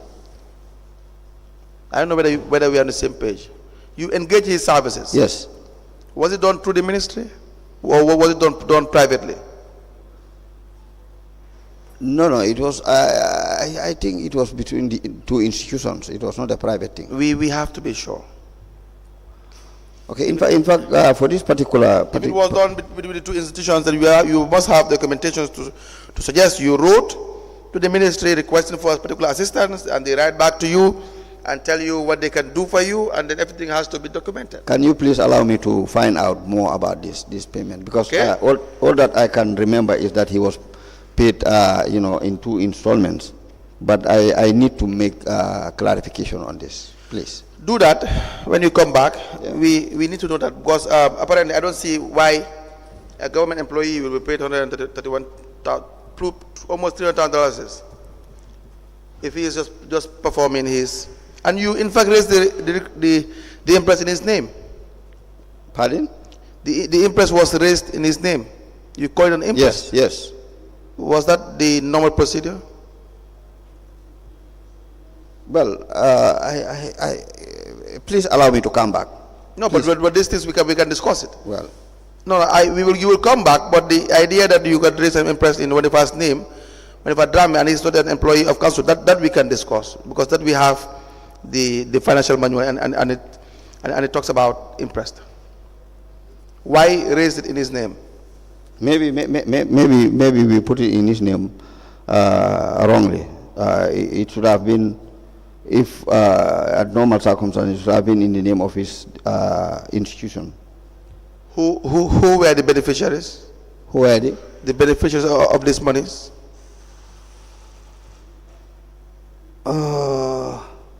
I think market committee. There were committees anyway. I can't recall exactly. So But you want to be given time? yes, that's why I really want to. I really want to recall this properly. Please. Yes, I will. Inshallah. You will be given time. I will. Inshallah. But again, Mr. Jallow, you Yes, have please. these things in your statement. Huh? You have these things in your statement. Yes, I do. It was raised by the investigators. Yes. You wrote something about these statements. Yes, but all that I wrote is on the issue of impress payment to one Wandifa. I know that Wandifa Drame is a staff of the community development. He Yes. conducted training to the ward development committees, Yes. village development committees, and market Yes. committees on public awareness on waste management for a clean environment. I know that 2 vouchers were raised for the Yes. impress payment. So I need to elaborate on what actual training did he do and to whom. Please come back on this issue. Yes. Yes, Mr. Jallow, I just want to remind you that your handing over notes, which is exhibit LGC/MSJ/BKSC/004, at page 3 of your own report when you were handing over, you have indicated clearly that you were in receipt of the management letter of the NAO. So all of these things were contained in the management letter. We will give you time, but I just want you to be mindful of the fact that you are aware of all of this, because it is also contained in your report when you were handing over as CEO. All right? Thank you. Council, you may proceed. There was an issue again, just the 4th paragraph on page 2 of your statement. The issue regarding the simultaneous payment of 1/6 and honorarium on August 2020. He said, I cannot recall exactly what payment was it, and also I didn't understand the ground for the payment. However, since the payment involves councillors, I believe that the request must have been passed through the office of the chairman. The councillors entitled for 1/6? Are they entitled to? 1/6. 1/6, I don't think it's in the regulations. You don't think it's in the regulation? No. Then why will you authorize payment? Well, based on humanitarian grounds. I don't understand that. Well, they requested for it. So every request must be granted? And they all agreed, and they are the legislatures. They agreed that, that payment be done to them. So They agreed it has to be done to them. yes, they all signed the voucher. So when they decide that you have to pay each of them $100,000 every month, you will sign it. Well, no, not well, that cannot be 100,000. Why? 100,000. Why is that? Well, in the first place, the funds will not be available. It must be. In the first place, the funds will not be available for 100,000 each.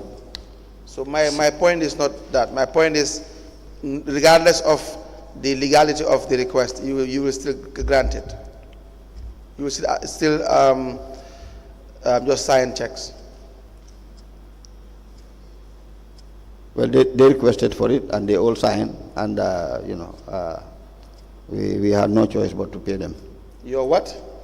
They requested for it. They all signed for receipt as receipt, and we had no choice but to pay them. What was the honorarium for? With respect to the councillors? No, I can't recall. Can you come back? When you come back next week, we will give you 1 week. Can you note that down? We need full details regarding this payment. Yes. Mr. Jallow? Yes, ma'am. You've just told the commission that you had no choice but to pay the 1/6 to the elected councillors. Was it 1/6? Was it 1/6 council? Yes, you said 1/6. That is An honorarium. an honorarium.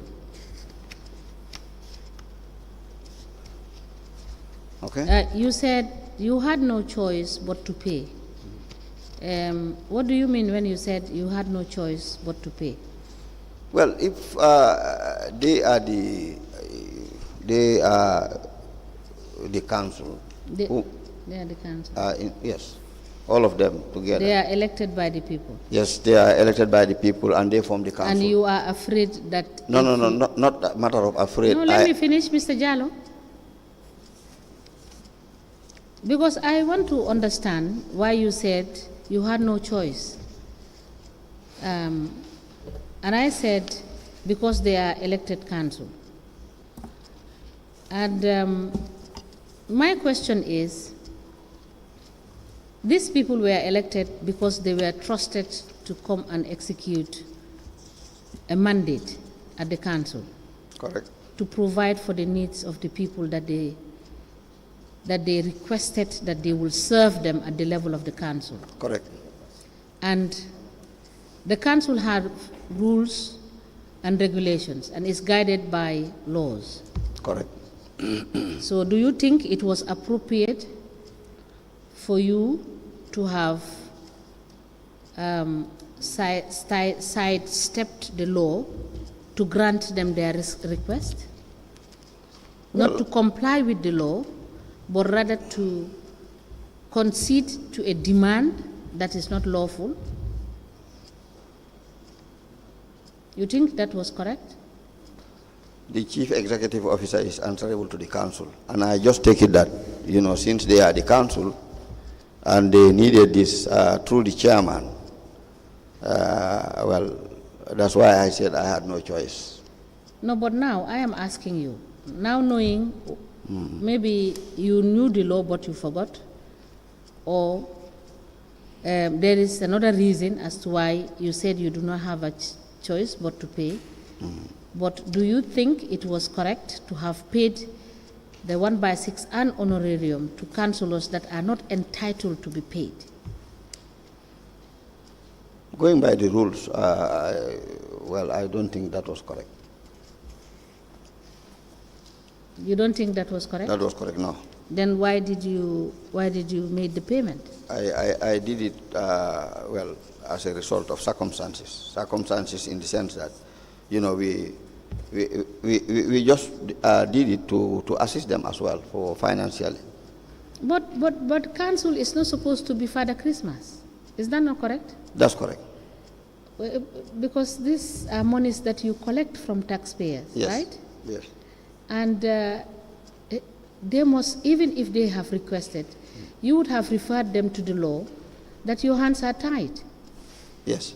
And you cannot give them the 1/6 because your hands are tied.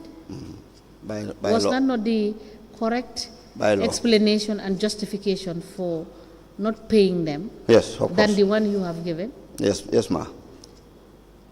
And the fact that there could have been, I stand to be corrected by you. The fact that the consideration of the fact that they are elected by the people and they should be above the law to do what they want, is that not an absolute contravention of what the law stands for and what you as staff are supposed to stand for when dealing with elected officials? That's correct. Because they cannot have a right to request you to do things that are against the law that they swore to protect and uphold. Is that not correct? That's correct. So why should you fear the elected people? No, it's not out of fear. It was Okay. just out of assistance. Then I stand to be corrected, and I accept your statement that it's not out of fear. Yeah, it's not out of fear. But for whatever consideration, you said you taught. Yeah. So what was the motive of or the consideration of paying them, knowing fully well that the law doesn't allow you to do that? Yes, just to assist them financially. Yes, to Yes, assist because- them. Yes, to assist them. So it was your discretion Yeah, at that point. It at was my that discretion. point. Yeah. Yes. So you take responsibility. I take responsibility. Thank you. Thank you. Council, you may proceed. Don't forget to come back with the necessary information Okay. regarding this issue, Okay. so that we will leave it at that Okay. until you come back. But then I think we have time. Briefly, we have the procurement compliance review GPPA for 2019. Page. Before you go to that GPA issue, during your tenure, you handed out to 5 wards some projects, and you named it ward committee projects, and you gave each ward 500,000. And were you able to assess the implementation of those projects, and what can you tell us? Now, the reason for that 500,000 to those wards was No, as let's just first establish so that we have the evidence clear. But You paid 500,000 to each of these 5 5 wards. wards. Yes, we did. Yes. And did you recall what Yes. is the name of these wards? No, I can't recall the wards, their names, but I know Gunjur. Yeah. Gunjur is one. Yes. Brikama, the ward, I think somewhere around Daslami is one. Brikama, there is a specific ward. So you know Brikama is big. Yes, yes. Is it Suba ward? Yes, I think it's Suba, exactly, Suba Yes. ward. And Gunjur? Yes. And Gunjur. Yes. That is 3. 2. Sorry. Two. Remaining 3. I can't recall You the have others. Katong ward. Katong. You have Bullock Yes, Block. and Jiboro. Yes, because And these are all constructions except for one, which is block, right? yes, Block was a milling machine, I think. Yes. So, The Gunjur. so is there evidence of those purchases? That is, for the block, Yes, for the yes. block, was the machine purchased? Yes, it was purchased. In fact, I can remember. So the constructions of these sheds, which are market sheds, and except for the Gunjur ward, which was for the supply, Of water supply water and supply. gardening. Yes. That one was also completed. was also completed. That one was for completed. the Gunjur ward, was it a borehole that was Borehole, yes, of course. that was erected? Yes. And the gardening, what was provided? Pardon, the Gunjur one. Yes. Yes, it was just, an overhead tank, and, I think few pipes. When the last time I went there, and then it was already completed. So it was actually just for water supply Yes, for water supply. and not for gardening. No, I can't recall, but I know it So was. please find out, to be exact, to know, the 500 that you gave them, was it just expended on the provision of the borehole or something extra?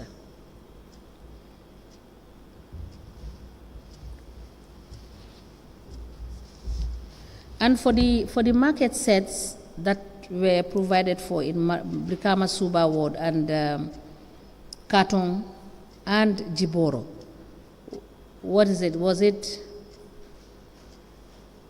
Can you explain to us what sort of set was built in those market areas? Yeah, that of Brikama Dasilami was not completed.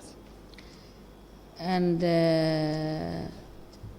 no, it didn't indicate here. The Brikama Suba Ward. Suba Ward. Yes. Yes, It's different from the Dasilami. Sorry, I'm referring to the Suba Ward. Yes. The Suba. It was not completed. Until you left. Until I left, it was not completed. What about the Katong Jiboro? shed? No, the Katong. Let's go to Katong first. Katong, I can't recall until if I confirm. Okay, check. Yes, by the time you left, whether it was I have completed. already noted it. Okay. Now, Jiboro, I can recall that one was completed. I was at the inauguration. Okay. Thank you. Council, you may proceed. Now, we are done with the 2019, Mr. Jallow. Thank you. The other issues are just when you come back. Okay. We discuss the loans. Okay. Don't forget, we still have need to mention regarding the loans. The loans. Yes, you wrote them. You wrote your first appearance yesterday. I think you loan issue. Okay. The overdraft and loan. Overdraft, Oh, okay. loans. Okay. And all other issues that you have been asked to provide more information on. Yes. And we'll give you a date for next week. Okay. We'll give you a date next week. Do you understand that? All right. Okay. Now, just tell us briefly how the procurement activities were conducted in Brikama Area Council. I think I did mention the fact that we didn't have a procurement. I don't think we have a plan. So Okay. For yes, 2018, no plan? Yes, we were just 2019, no plan? yes, we were just procuring based on demand. On demand. That would be risky, is it not? It is. You cannot really account for or spend wisely the funds of the council if you're doing that. That's correct. And sometimes you may end up trying to purchase something without in fact really needing it. Absolutely. That's very right. That's the whole purpose of the plan. And it has to be in line with the budget. Yes, of course. As well. Of course. Very well. So this explains why it'll be difficult to maintain the 60% development, because then the accounts of council are not really being followed. It forms a significant part of the reasons why. Yes. So now you don't have a procurement plan. That's one, which means all other things will not follow. Yes. So if you don't have a procurement plan, then there will not be market surveys. Yes, that's true. Right? That's true. But let's talk about the unit. Who were in the procurement unit in Brikama Area Council for the period 2018 and 19, and what were their role at the time? I think, if I can recall, is Mr. Sidu Kunta. Mr. Kunta, Sidu Kunta. Sidu Kunta as manager. Okay. Go ahead. And then there is also Alex Mendy. Alex Mendy. Yes. There is also our Ture. Our Ture. Yes. Yes, these are the three I can recall, and I think they were they the only people that were involved in procurement? Well, yes. So, and what is your relationship with the contracts committee? You had a contracts committee? Yes, we do. Was it really functional? Yes, it was. Are you sure? Well, yes, of course. You sit in the contracts committee? Yes, as the chairman. As the chairman? Yes. Were you part of every decision that was taken in 2018 and 19? Well, any project of the council, yes. I am part of it. Now, in 2019, you had made procurement the value of $8,029,279.28 bututs. Will this be a fair amount? But on what? Procurement. Total. Procurement on what? General General value okay. of procurement. For all goods or services you procured, yes, that's the amount. It depends on the 8 million. It depends on the circumstance because fuel alone. It's more than $8 million. Yes, fuel alone is a lot of money that we spend on fuel. That's what I'm saying. Fuel alone is more than $8 million. It's far more. Okay, good. You have 12 months in the year. Yeah. We know you spend more than $1 million on fuel a month. Absolutely. So for GPPA to write that you have spent $8,029,279 is 28 butus. That would not be accurate. Yeah. Okay. No, I want a response from you. GPPA said? The procurement for 2019, the compliance report for 2019 indicates on the table that the total value of procurement that you have conducted in 2019 is $8,029,279 is 28 bututs. If it is generalized, then I don't think it's realistic. Yes, it's not realistic. I don't think so. Maybe they should have specified. I'm not sure whether it's even fuel alone. It is not realistic at all because... But if they say all, then I don't think that is realistic. Mr. Jallow, you cannot say you don't think it's realistic because if we take you to the budget, you will know that the money spent on fuel far exceeds this 8 million, which is the correct position. Yes. Thank you. Yes. You may proceed. Chair, as it's already 9 minutes, do we say it's a convenient point? Yes, I have some questions. I have some questions before one. And what I want to find out is the fact that the 2019 audit report did indicate that you use some expenditures and classify that expenditure as capital expenditure. How is that possible? Let me take the question back because my mic was off. In the 2019 report, it highlighted, and this is an occurrence in 2018, that you use particular expenses and classify them as capital expenditures, even whereas you knew these were not capital expenses. Okay. Why did you allow the finance director to do that? My response to that is in two folds. Yes. You know, I don't want to deviate from the fact. Yes. One is the fact that we find it sometimes a little bit critical to identify what is capital, what we refer to as capital, and what we see as capital and what is supposed to be recurrent. That's one. The other part is the fact that sometimes we just do it deliberately, all right, just to satisfy the requirement of 60/40. And which is wrong? We are completely wrong. Now, your first part of answering the question, I don't seem to agree with you, because if you tell me you cannot differentiate as CEO what the capital expenditures are and what the recurrent expenditure is, which you have clearly demonstrated here some few minutes ago, your understanding of your overheads, because that is your recurrent expenditure. Is that not it? Yes.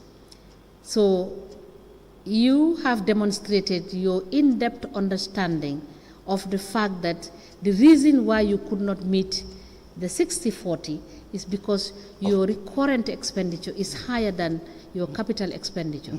And as such, that is what created the problem for you to execute the projects as was required by the law. Is that not?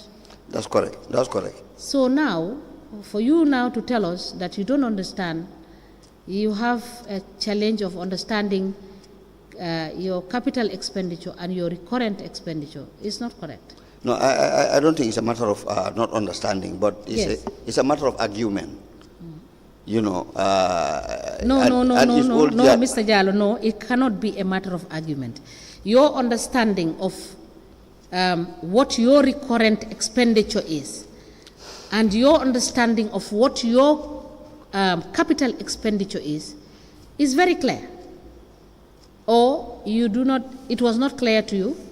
Is that what you are telling the commission? Maybe in my explanation, you didn't hear my explanation. I said, you know, our basis for doing it, yes, you can look at it from 2 points. Okay. One is maybe you would want see it as, you know, not having difficulty in identifying it.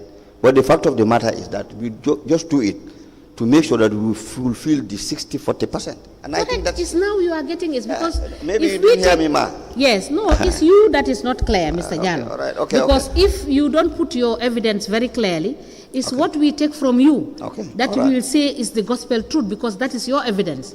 Okay. So, but your latter part of your explanation, that is you do it deliberately, is what explained the situation. Okay, thank you. Right? Thank you.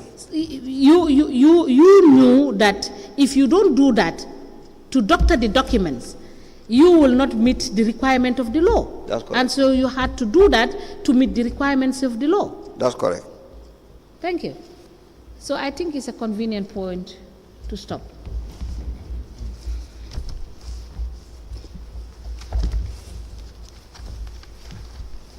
When am I supposed to come back, counsel? When we close for the day, Chair. we will let you know. Yes, we are going for break when we come back. But I can disappear now. No, we would discharge you at the end of the day. When we tell you we have discharged you, you know, you will go. All right? Okay, ma'am. Thank you. Thank you so much. Thank you. Have a good day. All right. So we'll come back after lunch break. Okay, sorry. We may rise.